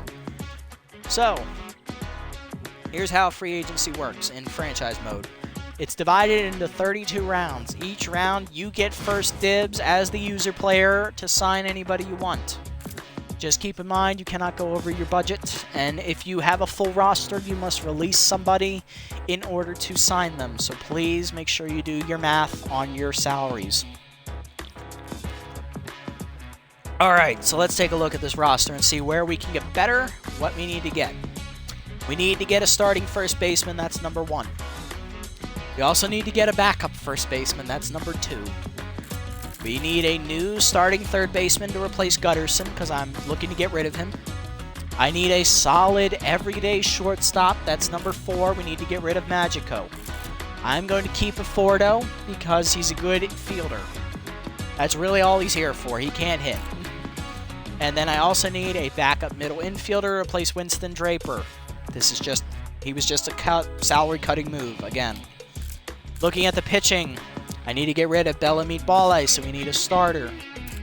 Bay Paul, I'm probably gonna try and keep, but I might cut her if I find a young option that's available. Carlito is a good starter. I will keep him. We need to cut Gemma Yago. She's 28.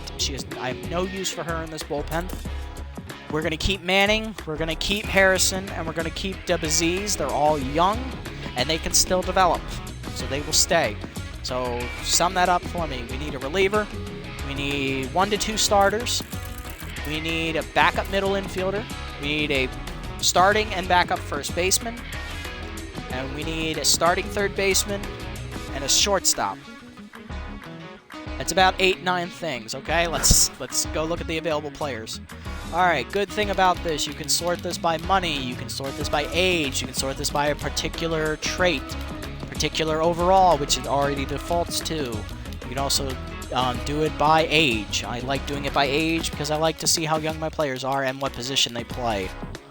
There we go. Okay, here we go. We'll start with the easy ones. There we go, okay. Alright, so catcher. Do we need a catcher? No. Let's move on. First base. Okay, this is where we need. Alright. Looking at these.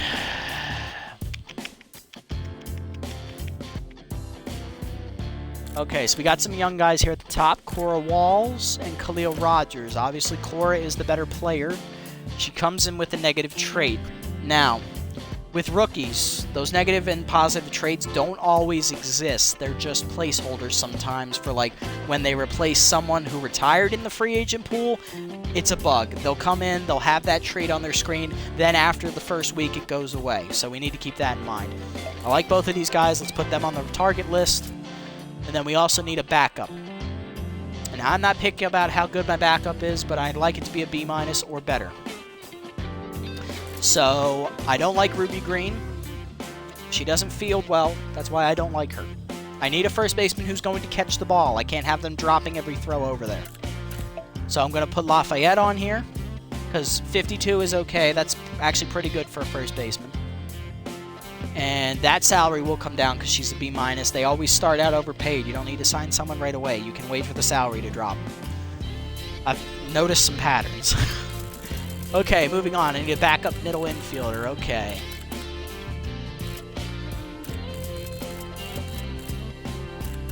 Ideally, I would like someone that's on the younger end. Harrington, oh, what did I do? Oh, okay. Harrington, I'm probably not going to get. She's overpaid, so take her off the list. I'm not going to be able to get her. I tend to shy away from bigger name free agents because I normally can never pinpoint when they're going to go.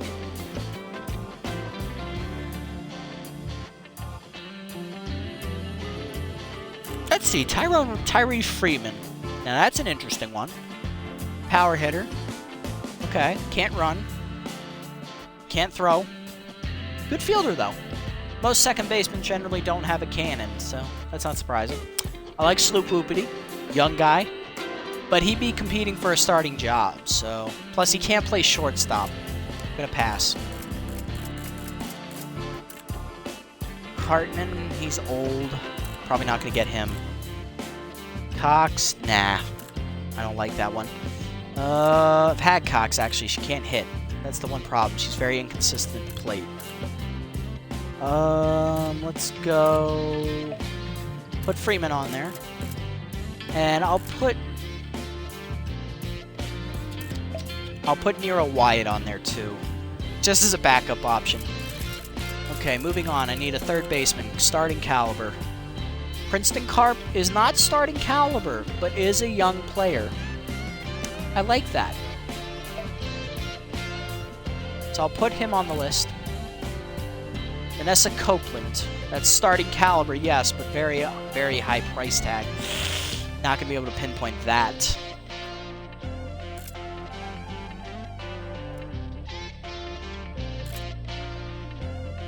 Rip Dinger's his starting caliber. He's already in the right price range. I would probably wait for him to come under $8.5 million and then maybe sign him. He can't field. The man can hit, though, and he's got a cannon for an arm. But he's all power all the time. That's the only downside. Probably going to have to pass. Okay.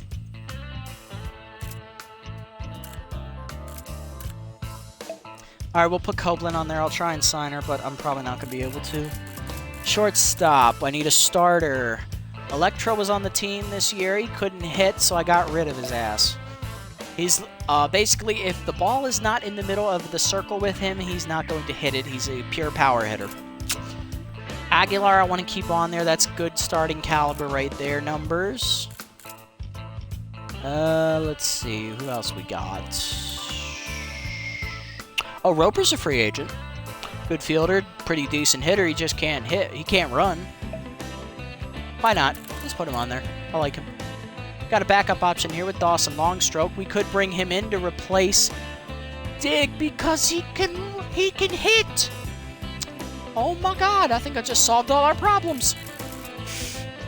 Okay, left field. Do we need left field? We have Swiner. We don't need an outfielder. Outfielder is good. Alright, we do not need an outfielder. We're gonna skip that. We've got all our outfielders already. Alright, let's go pitching here. Position, age, back to position. Okay. So starters. Oh, hello. You're 19. What's your good accuracy, low velocity, low junk? I can work with that. I like Hassan Hester there. Youngest one in free agency too. That'd be a good one to replace Meatball with, or Paul. I'm going to take Travis off because I'm not going to be able to afford him. I'm going to keep Presidente, though. Let him get under $7.5 million, then probably sign him. Because I can put him in to replace Bay Paul. So I think I solved our pitching thing. But I need some backup options in case I mess this up. So I'm going to put Garrison, Hatter, and Odom on there. I'm not going to go any older than 27, though. Any decent starter relievers? I mean, I like Lillian Salmon, but she didn't do well for us last year, so that's why she's a free agent. I might bring her in if she gets under 5. That's a good target, I guess. Relievers. We do need one young, good reliever. I like Nico Plow. That's some good ratings there. I like Mulberry Butterman, and I like Chiefly Hurst. Those are all pretty decent numbers right there. I can work with those. I could set up a reunion with Amazo Hayes, but that's looking unlikely at this point. I don't think I could get him. Now, do I want a closer? Is there a young closer? There's Nero Acosta. He's got 3 pitches, which I do like in a closer. I don't like the 2-pitch closers because then you get easily anticipated.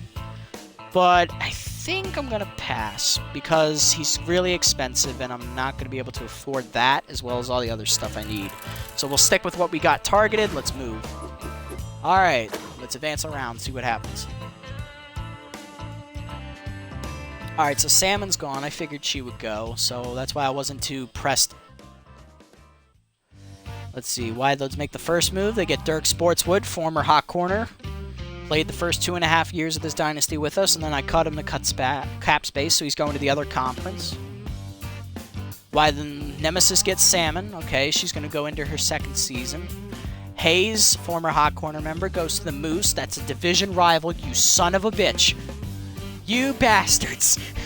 How could you? Wild Pigs bring in Eduardo Electra. Okay, good luck trying to get him to hit for you.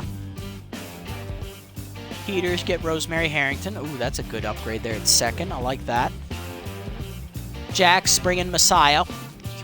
You sluts. Well, they're in the other conference. That's fine. Just get over there. That's why you get backup options in free agency in case you mess up. Jeb Jumps gets signed by the Blowfish. We'll play him once a year. Places Rosie Hardman. Pumper Lumpkins signed to the Wild Pigs. Mori Aoshima got signed by the B-Wolves. Ko Naomi signed by the Sirloins. That's a good starter. Jay Cox goes to the Buzzards. Okay. Why those get Hugs level? I'm not impressed. Sandcats signed Zane Travis, replaced Jerry Runner. Now that's an upgrade. You just lost $15 million in cap space for a very good arm. I respect it. You got balls. I'll give you that. Herbosaur signed Jeffrey Owen, right fielder. And Wide Loads pick up Yup Chang, a high-rated pitcher. Okay.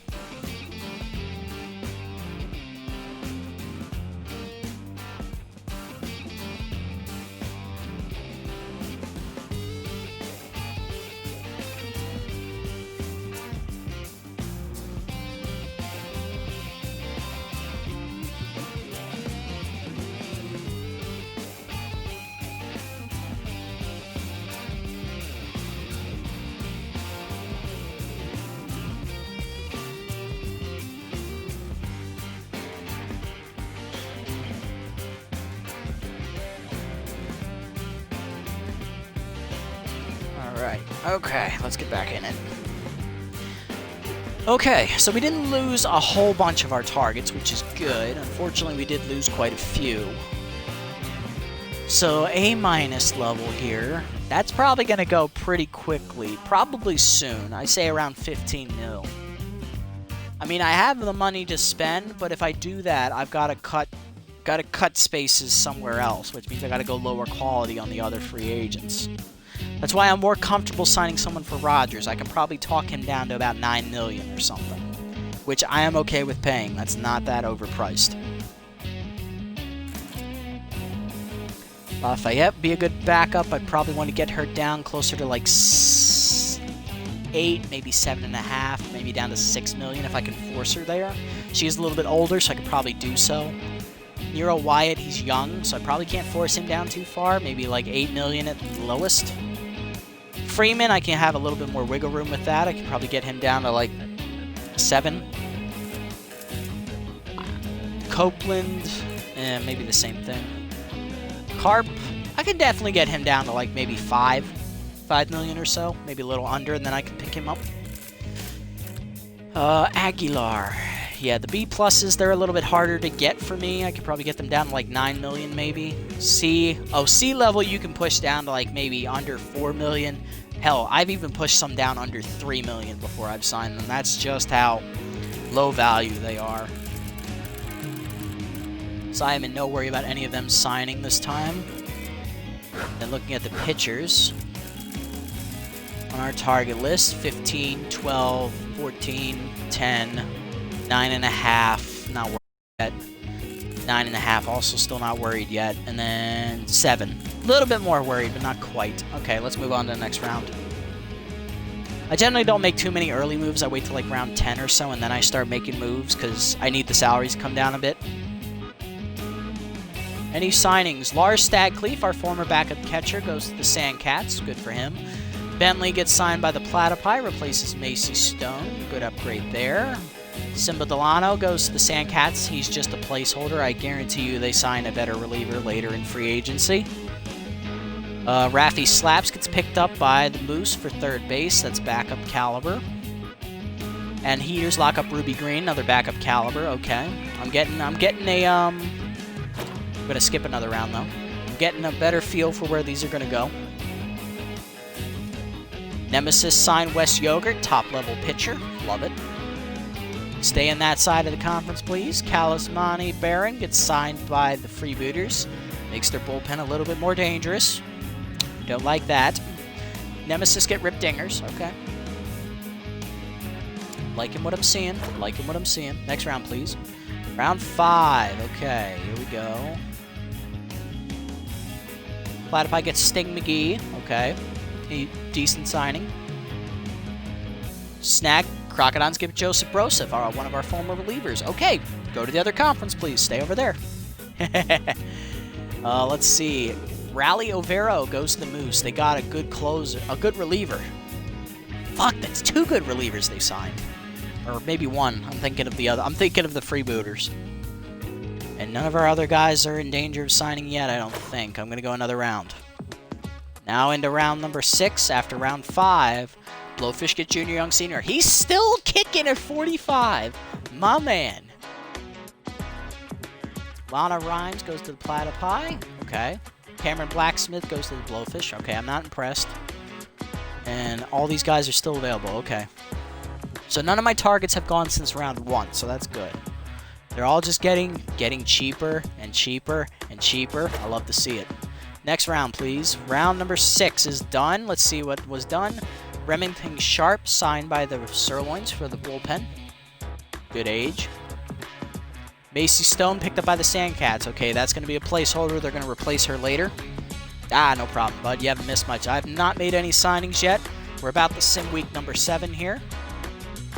All right, here we go. Day 7 is over. No signings were made. Our targets are all still in play.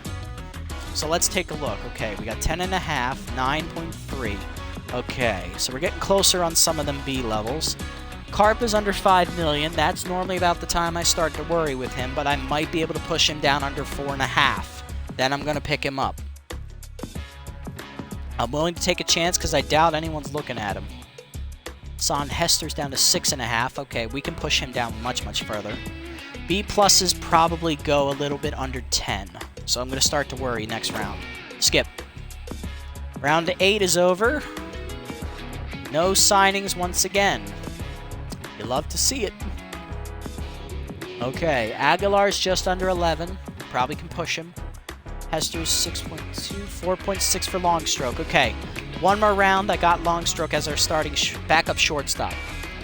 Can replace Digafordo, get his ass on the next boat out of here. And then next round I can get Carp down to 4.5, bring him in 2. We got a new young third baseman to build around. All right. Ooh, Freeman's down to 6.4. I gotta risk this. I'm gonna risk it. He might go, he might not go. Pray. Round 9 over. There was a signing. Jack's got Case and Munoz. Okay. None of my guys. I like to see it. Ooh, playing fast and loose here. And Hurst is down to 4.2. Okay.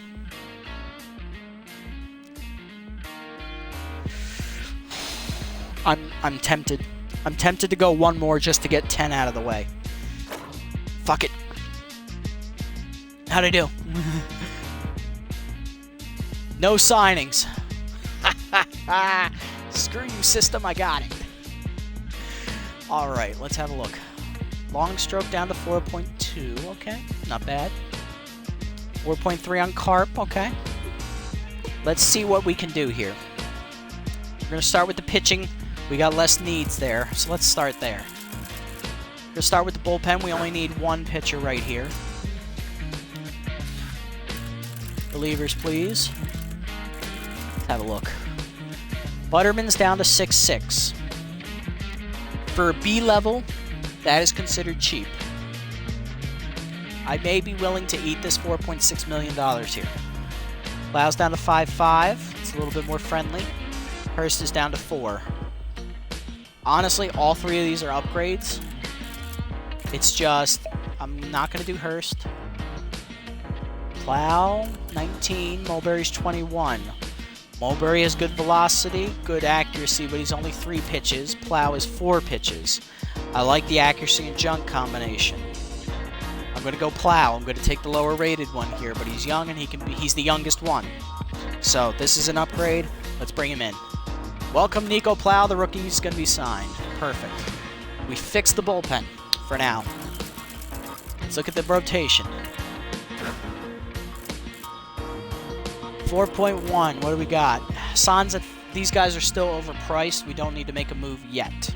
So I'm going to hold on the pitcher. Let's move to the lineup. Backup shortstop. I can make that move. We can bring in Dawson Longstroke. He's already an upgrade. He's only 1.1 more expensive. Actually, I'm willing to get him down under 4 million. We're down to 4 million, and then I'll sign him. So I will wait. Starting shortstop.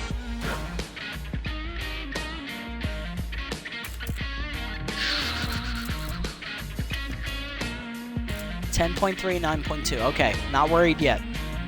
Not worried yet. We'll wait. Third base. Let's see. Backup middle infield. Let's see. Freeman. 5'9". I'm a little bit worried.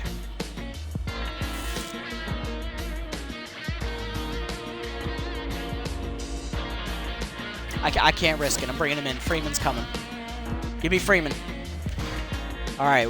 So we fixed that issue. Now third base. Do I want to go young? Or do I want to go win now?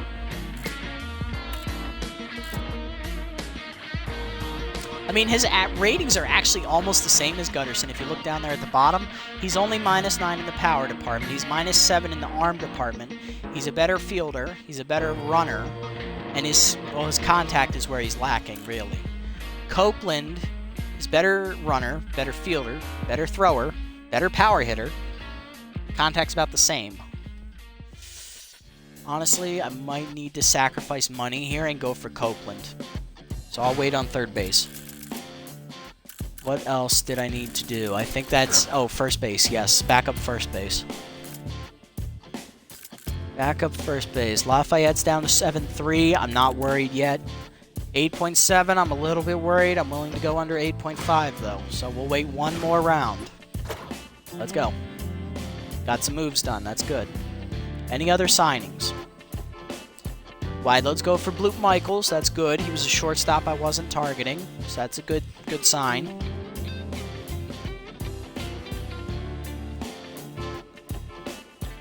That was the only other transaction.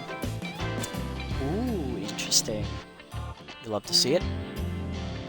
Hester's down to 5.4. He's not quite cheap enough yet. I want him under 5. I want him under 5. Long stroke, where are you, brother? I can't see him. Where is he? There he is. 4 million. One more. Actually, you know what? I'm not risking it. I'm bringing him in now.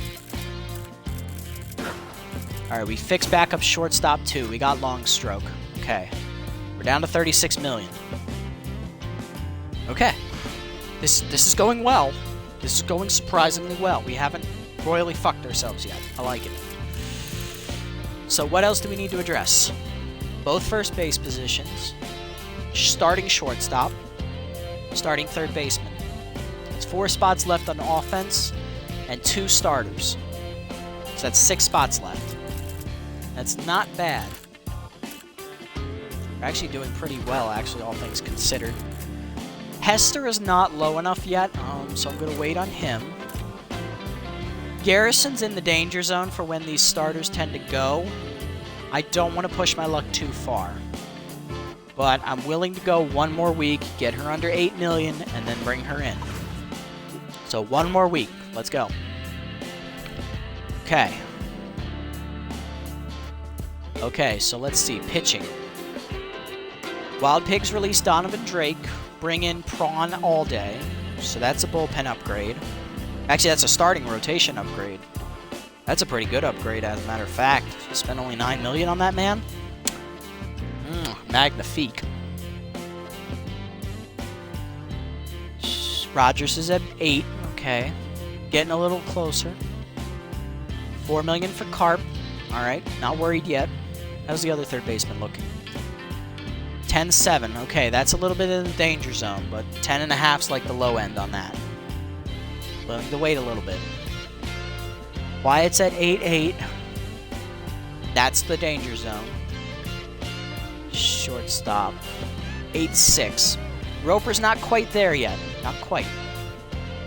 One more week, he'll be there. Odom's at 8-8. Hester's at 5-2. Not worried. 7-7 for Garrison. That's a little bit more worrisome. 6-7 for Lafayette. Okay. Okay.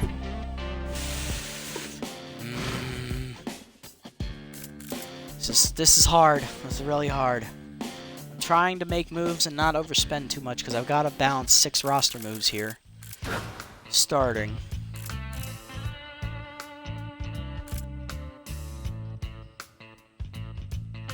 Hatter's not low enough yet.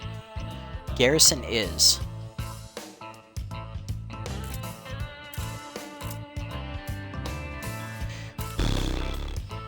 They're both better upgrades.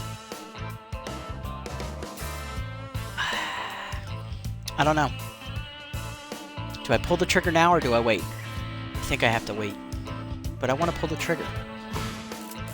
This is hard. Never gets easier. Third base.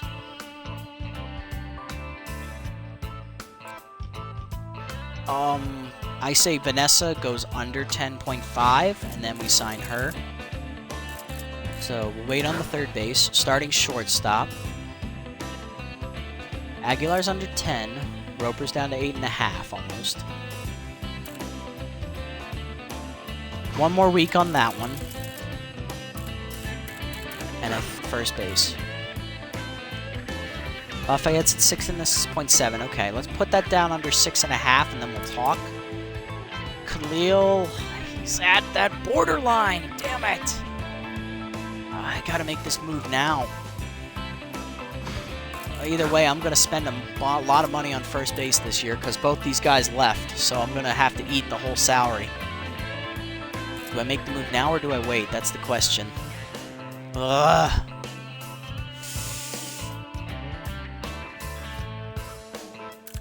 I'm going for it now. Rogers. Go younger.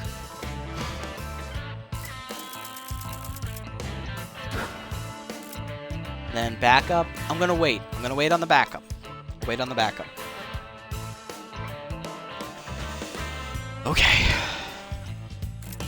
Second base. Who's second base? That's right. We signed the second base already. We don't need Wyatt anymore. We can take him off the target list. Third base and shortstop is still open. So is the backup first base position. So we're going to wait there. Okay, we're going to wait one more week there, wait one more week there, wait one more week there. Okay, we wait on the pitching. Okay. Let's wait, see what we got. One more. Okay, so we lost Garrison. I was worried about that. So it is $8 million. Bozzer gets picked up by the Pigs. Bobbitt is off the Crocodons, replaced by Buster Biggs. So that's no big move. Okay, then we got Rogers. Alright, so we lost Garrison. That's a little bit of a blow. I was starting to favor her a little bit. But we do have a barometer of when those young players are go. At B level, it's $8 million is the cap. Okay. And Wild Pigs signed Jackie Slam for almost $20 million. What? $20 million? Okay. Well, that sucks. Alright, let's go. Alright, we're gonna start making some more moves now. Start at shortstop. So if B is the cutoff at 8 million, then B plus should have been about 9 million. Roper's the exception because he's older. Better fielder. I'm willing to eat a little bit of cap here for this move. But I'll come back to it.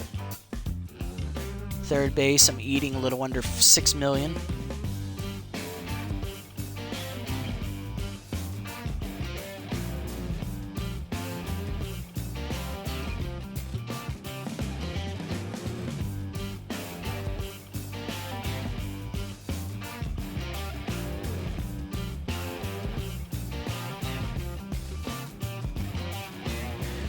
Okay. Oh dear.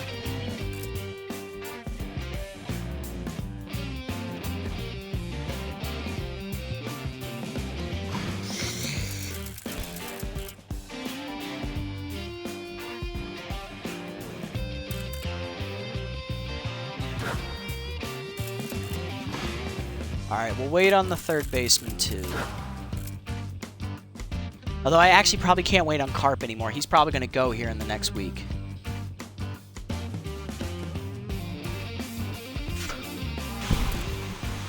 Nessa. Yeah, it's getting close. I didn't want to pay her $10 million, but I think I'm going to have to. It's only going to be a jump of $4.4 million, though, so we'll still have about $23.5 million to spend. It's not bad. I can't sacrifice a third. I'm going to have to go for win now, so we got to go with Copeland. Let's do it. Gutterson's gone. Copeland's in. Alright, so she's in. We still have the shortstop position. We still have the first base position to settle, so that's 2. Starters. Hatter's at 8.4. So we know 8 million's the cutoff now.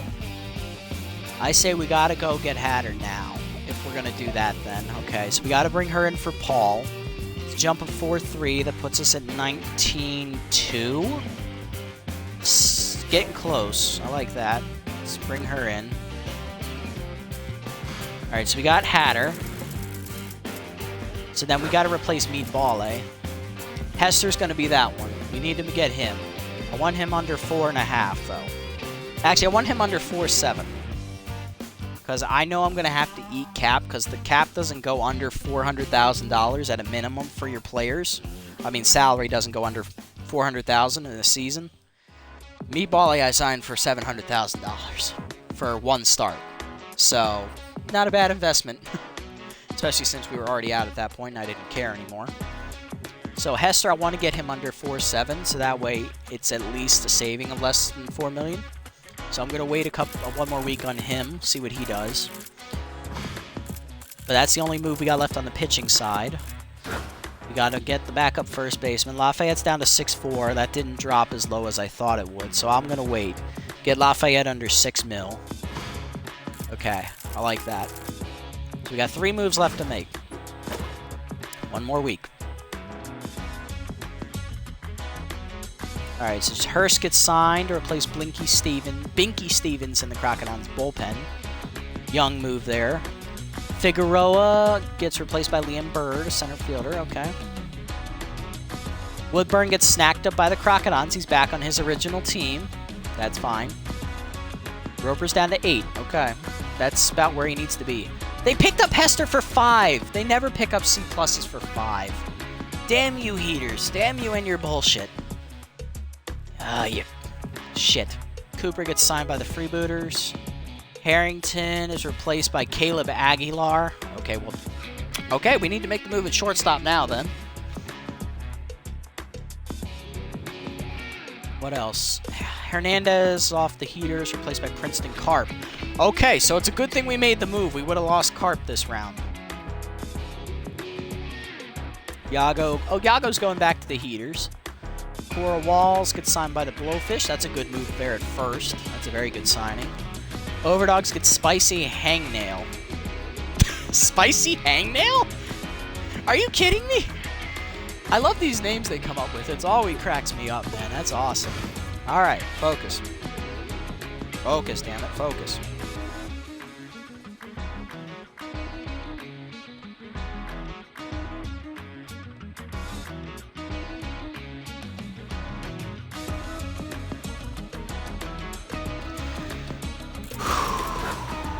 Okay. First base, I'm going to wait. Lafayette, I need to get under 6 million. Must at this point. Shortstop, we have to make the move now. We're down to 1 target. We need the move. We're going to bring in Roper. Man's been killing us in the last 3 years. Now he's going to be a part of the team. Welcome, Snag. Probably one of the best defensive shortstops in this whole game, honestly.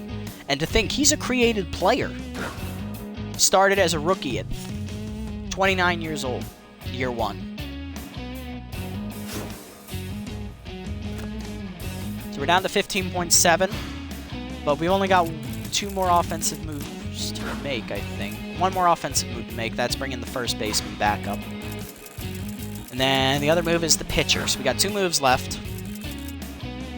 We need to find a new starter because we lost Hester. That's right. Fuckers. The only decently young ones left are Paul and Odom. I could bring in a second starter reliever, but that is going to absolutely fuck up our rotation. And these guys are all old. Fuck. Okay. Make it work. Make it work. Milo Mack is 34. Probably not going to sign her. Melody Moods, 31. Not going to sign her. Bay Paul, I mean, we just released her. I could probably bring her back. Not for that much money. Talon Nunez. He's on the older side. That's not bad numbers. Not bad stats, my apologies. I like 5-pitch pitchers. I do like that. 6'7".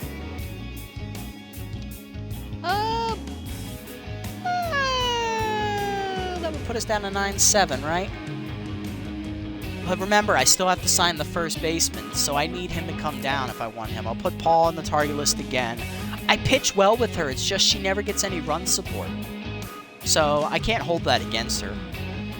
So I'll keep her on the list. I do like pitching with Paul, I will admit that. And then I'll put Odom on the list too. He's the youngest of the Bees, but he's still way too expensive, and I still have to afford the...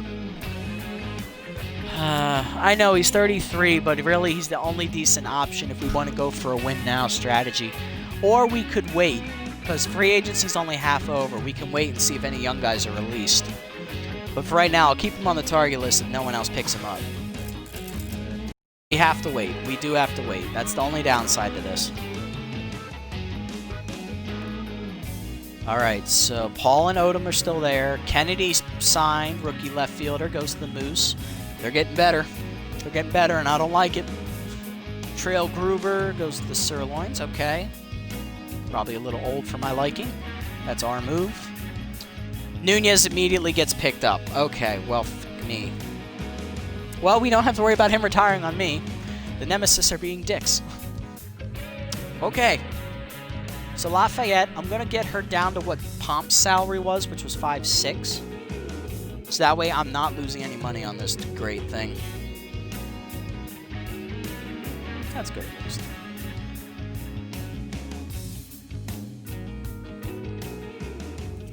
Yeah, I know.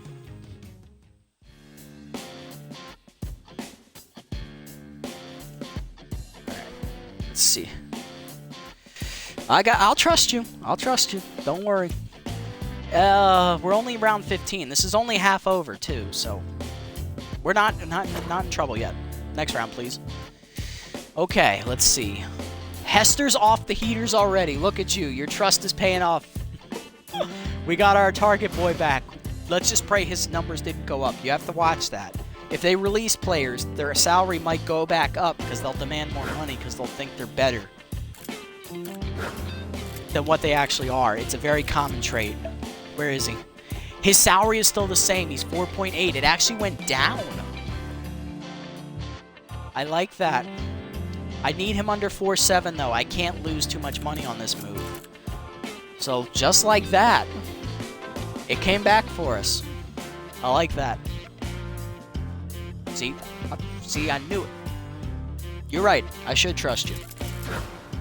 First base. Okay, we want Lafayette down to 5'5", 5'6". All right, so we need one more week. And then we can pick her up. We'll deal with the offense. That'll be done. One more week, please. All right, Odom's gone. That's not a big loss. I wasn't trying to get him anyway. Let's look at last week's signings. I forgot to do that. After I saw that Hassan was released, I just skipped the rest of them. Let's see. Barneswell's get picked up by the Buzzards. That's a good move right there. He's not... well, it's okay move. It's like a right now you'll do. Hester's a free agent. We got him on the list. Moonstars get Melody Moods. Release Alondra Garrison. Hold up. Garrison's back in play. Garrison's back in play.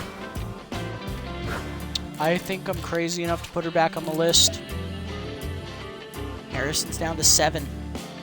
She dips under 7 million. I might be able to work this. All right. What else happened? Moonstars signed Poke Foster, backup outfielder. Heaters get Jeffrey Jenkins. Heaters signed Mick Steely, backup first baseman. Freebitters signed Jerry Patrick, young center fielder. That's a good move. Relatively cheap price, too. That you do, my friend. That you do. K. Frequent. Ooh, that's a good move for the Blowfish's bullpen. You bring in the best closer in the game. Whoo! Damn. That's amazing. What else happened? Prawn All Day is off the Wild Pigs, replaced by Alejandro Odom. Okay, well, I can't afford All Day, so I'm not even worried about that. Wild Pigs get Luke Lopside, a rookie outfielder. Okay, that's a young move, getting younger there in the outfield. Love to see it. Actually, I don't love to see that. That's a division rival. Fuck. And the Sirloins get backup infielder Whopper Batsman. He can only play second base. He's like a power bat off the bench. Like, if you need a bomb to tie the game, that's all he's good for. He can't... Decent fielder, too, but not a starter. All right, let's have a look. First base. Wrong one. Oh, that's the wrong one again. Okay. Woo. 5-6. Okay, this I could swing. It'd be the same price point. We wouldn't lose any money. I mean, I'm still going to have to eat the $5.6 million salary, but I'm not overpaying somebody.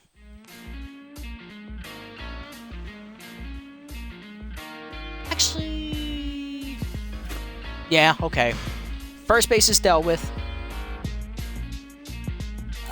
Yeah, I might need a closer. I mean, looking at this bullpen, it's nothing great. We got B-, B-, B-, C-. The only reason I have it set up that way is because they're all young, but there aren't any, like, ace closers. I mean, there's Acosta, but he's, like, really, really overpriced, and I don't have that much money left. And I don't like using closers with only 2 pitches. They're just, no, it's too predictable.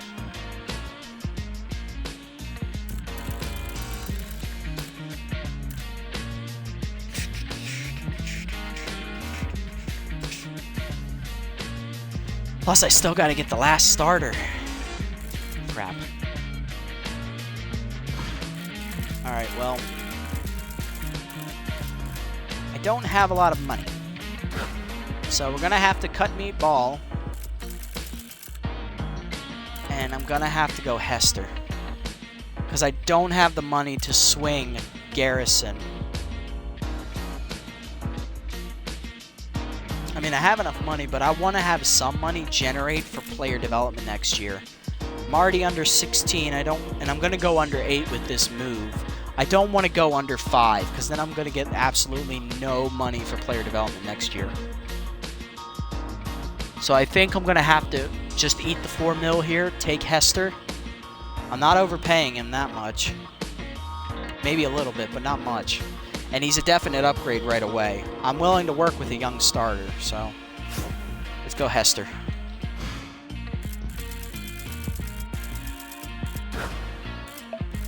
And we don't need the starters anymore.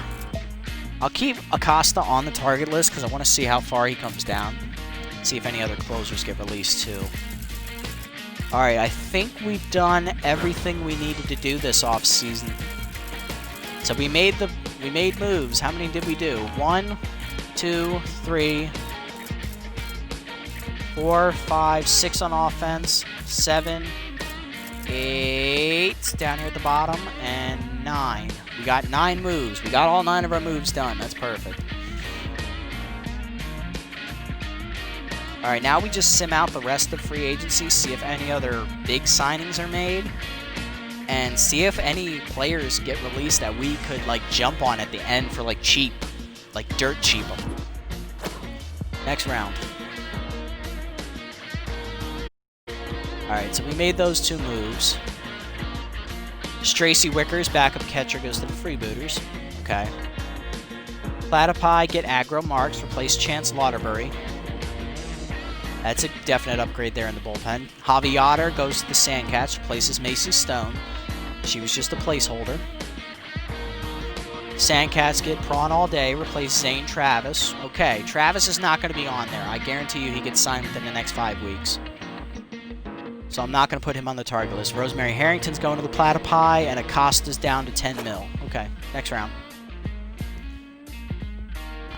1 move. Grapplers sign Maverick McMahon, replace Tia Mayfair. That's a bullpen upgrade.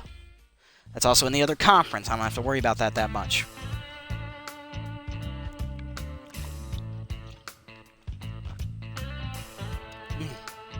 Ow. Pardon me. Acosta's down to 9.7. Okay, that's still a little bit too expensive, so let's wait. Gangnam's going back to the Moose. He was released by them midway through last year after being signed in the rookie year. He's back now. Overdogs get Nero Wyatt. Okay, that's a young second baseman right there. He got down to 7 mil? Wow. Damn. That's a steal right there. That is a steal. I think the Overdogs just made the best move in the free agency. What else happened? I saw it. I think I did. Yep, Bupton's replaced on the Overdogs by Nero Acosta. Yep, okay. I knew it. It was a pipe dream, but we'll wait and see if there's any good closers at the end. Next round. No transactions. Next round, 3. Ryder McBride replaces Keisha Mashara on the Jacks. Heater is off the Blowfish, replaced by Mulberry Butterman. Butterman got down to 4 point... Wow, that's an even bigger steal. That might be the best move in free agency right there. You got a B-level rookie reliever for $4.8 million? That's a steal and a half. Bertram Halfberger the third is off the Grapplers. Garrison's going there. That's a nice pickup right there for them. Next round, Harry Backman's off the Plat. He's going to the Platypi. He must have left the Blowfish. Replacing Sting McGee, one of his former teammates. All right, next round. 24, Sloop Whoopity goes to the Sawtooth, replaces Matty Bats. All right, that's a good upgrade there for them. Next round. Oh, there's a couple moves here. Klaus DeGame is picked up by the free agent pool. He's going to the Moonstars, replacing Def Wedhams. That's another closer off the board. January Reese goes to the Nemesis, replaces Ralph Blue. Fungo Acuro goes to the Overdogs, replaces Elroy Action. Sandcats get Jerry Ronner, replace Simba Delano. That's an upgrade. It's a very minimal upgrade, but still an upgrade. 26, Blowfish get Tish Balin, replace Byron Harrison. That's a dumb move. You just signed someone for more money. Granted, they're a little bit better, but Harrison you could develop. I guess they're in the win now mode. Ronald Farrell replaces Cameron Blacksmith on the Blowfish. That's an upgrade right there. That's a young rookie catcher for the same price. Magnifique. Buzzards sign Waldo Worrymore, replacing Rosie Hugo. That's an upgrade. Not much, but a little bit of an upgrade. Next round. Round 27 complete. Hayes is off the Moose, replaced by Zane Travis. Okay, Moose get Pontucci, replacing Perry Quaker. Ooh, Quaker might be cheap now. Hold up. He's the... Oh, wait, he can't... That's right. That's why I stay away from Quaker. He can't field. Man is a killer hitter. He always seems to have his best offensive days against my team, but the man can't field for shit. And then Hayes is going to be replaced by Zane Travis. Okay. Poor Hayes. Poor Amazo. I cut him. Now he gets signed and then cut again. Poor bastard. Next round. Round 28 is complete. Noodle Stein off the Grapplers, replaced by Wally Bacon. Okay. Upgrade there. Definite upgrade. Cash Baskets off the Freebooters, replaced by Amara Colbert. That's an upgrade. Timothy Kosh signs to the Freebooters, replaces Jermaine Raines. Big upgrade there. Wow. I hope they have 2 catchers, though, because they just cut one. Next round. Overdogs signed Philippe Crosby, replaced Cheryl Dangerfield. Okay, next round. No transactions, and 31, no transactions. We're in the last round of free agency. Let's go through the list, see if we can get anybody dirt cheap. Alright, so the best overall available players on offense are B-level. I'm kind of happy with who we got on offense, so I'm not looking to make any moves here. We got younger in a lot of positions. We also have a solid outfield core. I don't see the need to make any dumb moves right now, so I'm going to stand. At least on offense. Let's go to pitching. Youngest one is 26. That's Amazo Hayes. I've pitched with Amazo Hayes. He's had a lot of bad luck, and that's still that's actually more money than he was making for us when he was on the team, so I'm not going to sign him. Any good closers? Best closer is Lil Bupton at B. Bupton is at 5 mil.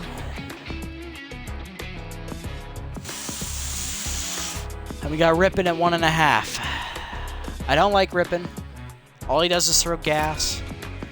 Bupton is the same way, except he throws all sliders.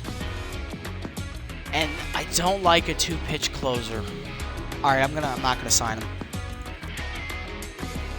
Yes, he is a B, but he's old. He'll probably retire on me. Yeah, I would. Yeah.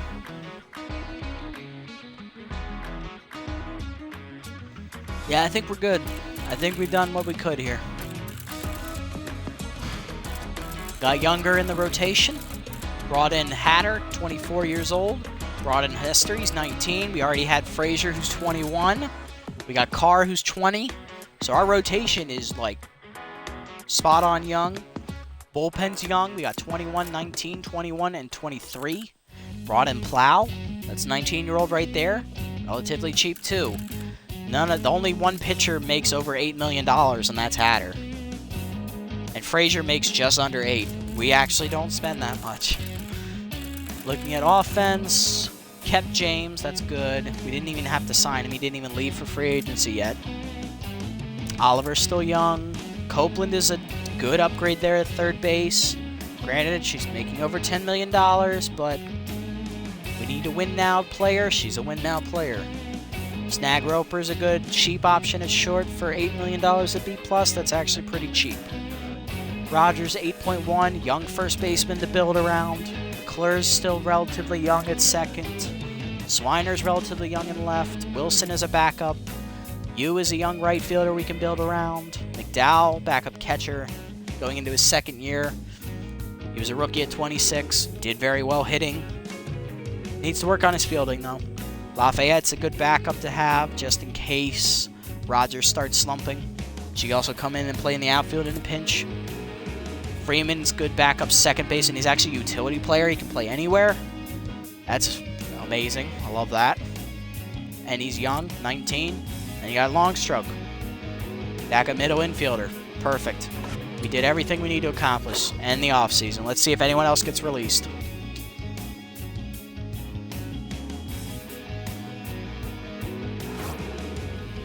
Alright, let's look. Let's go all the way to the top. No one got signed. Okay. So the free agent pool is the same as we left it. Only available training opportunity is for Lafayette. Okay, let's read this real quick. +1 power. Okay. +8 or 16 fielding. It's a 25% chance roll. But you lose 2 arm. And you have a 15% chance to get RBI dud, which is a very negative trait in my opinion for offense. When they have a runner in scoring position, they automatically lose, I believe, +10 contact and -10 power. It's a bad one. I'm going to not buy that one. That's a bad option for us. And we'll get the rest in one game as these all will repopulate, so we'll see them next time. So let's go ahead and set the lineup for year 4, and then we will call this an episode. Let's set the lineup. Let's do that first. This is the pitcher lineup. We never use it, so I just set it for cuz. All right. Here we go. All right, looking at the lineup, McClure will lead off for us, playing second base again. Hopefully he doesn't make any more errors. Still salty about that, Caleb, so you better prove it. Copeland will be the starter at third. That was a no-brainer. Roper's going to start at shortstop, batting third. Not bad. Rogers will DH. He's a good hitter, poor fielder. Oliver will start at catcher. He's fully healed up after last year. He tore his meniscus in the second to last game of the year, game 14. So, yeah, his season was done. But I'm glad he's healthy. James will be starting in the center. Swiner will be in left. Lafayette starts at first. She's the better defensive one. And Yu is in right. Pretty much the same as last year. I like it. That means Freeman, Longstroke, McDowell, and Wilson are on the bench. Frazier Jr. is your ace out of the bullpen, followed by Hatter. I'm going to make Carr the number 3 starter. And then Hester will be my 4. Because I'm going based on overall.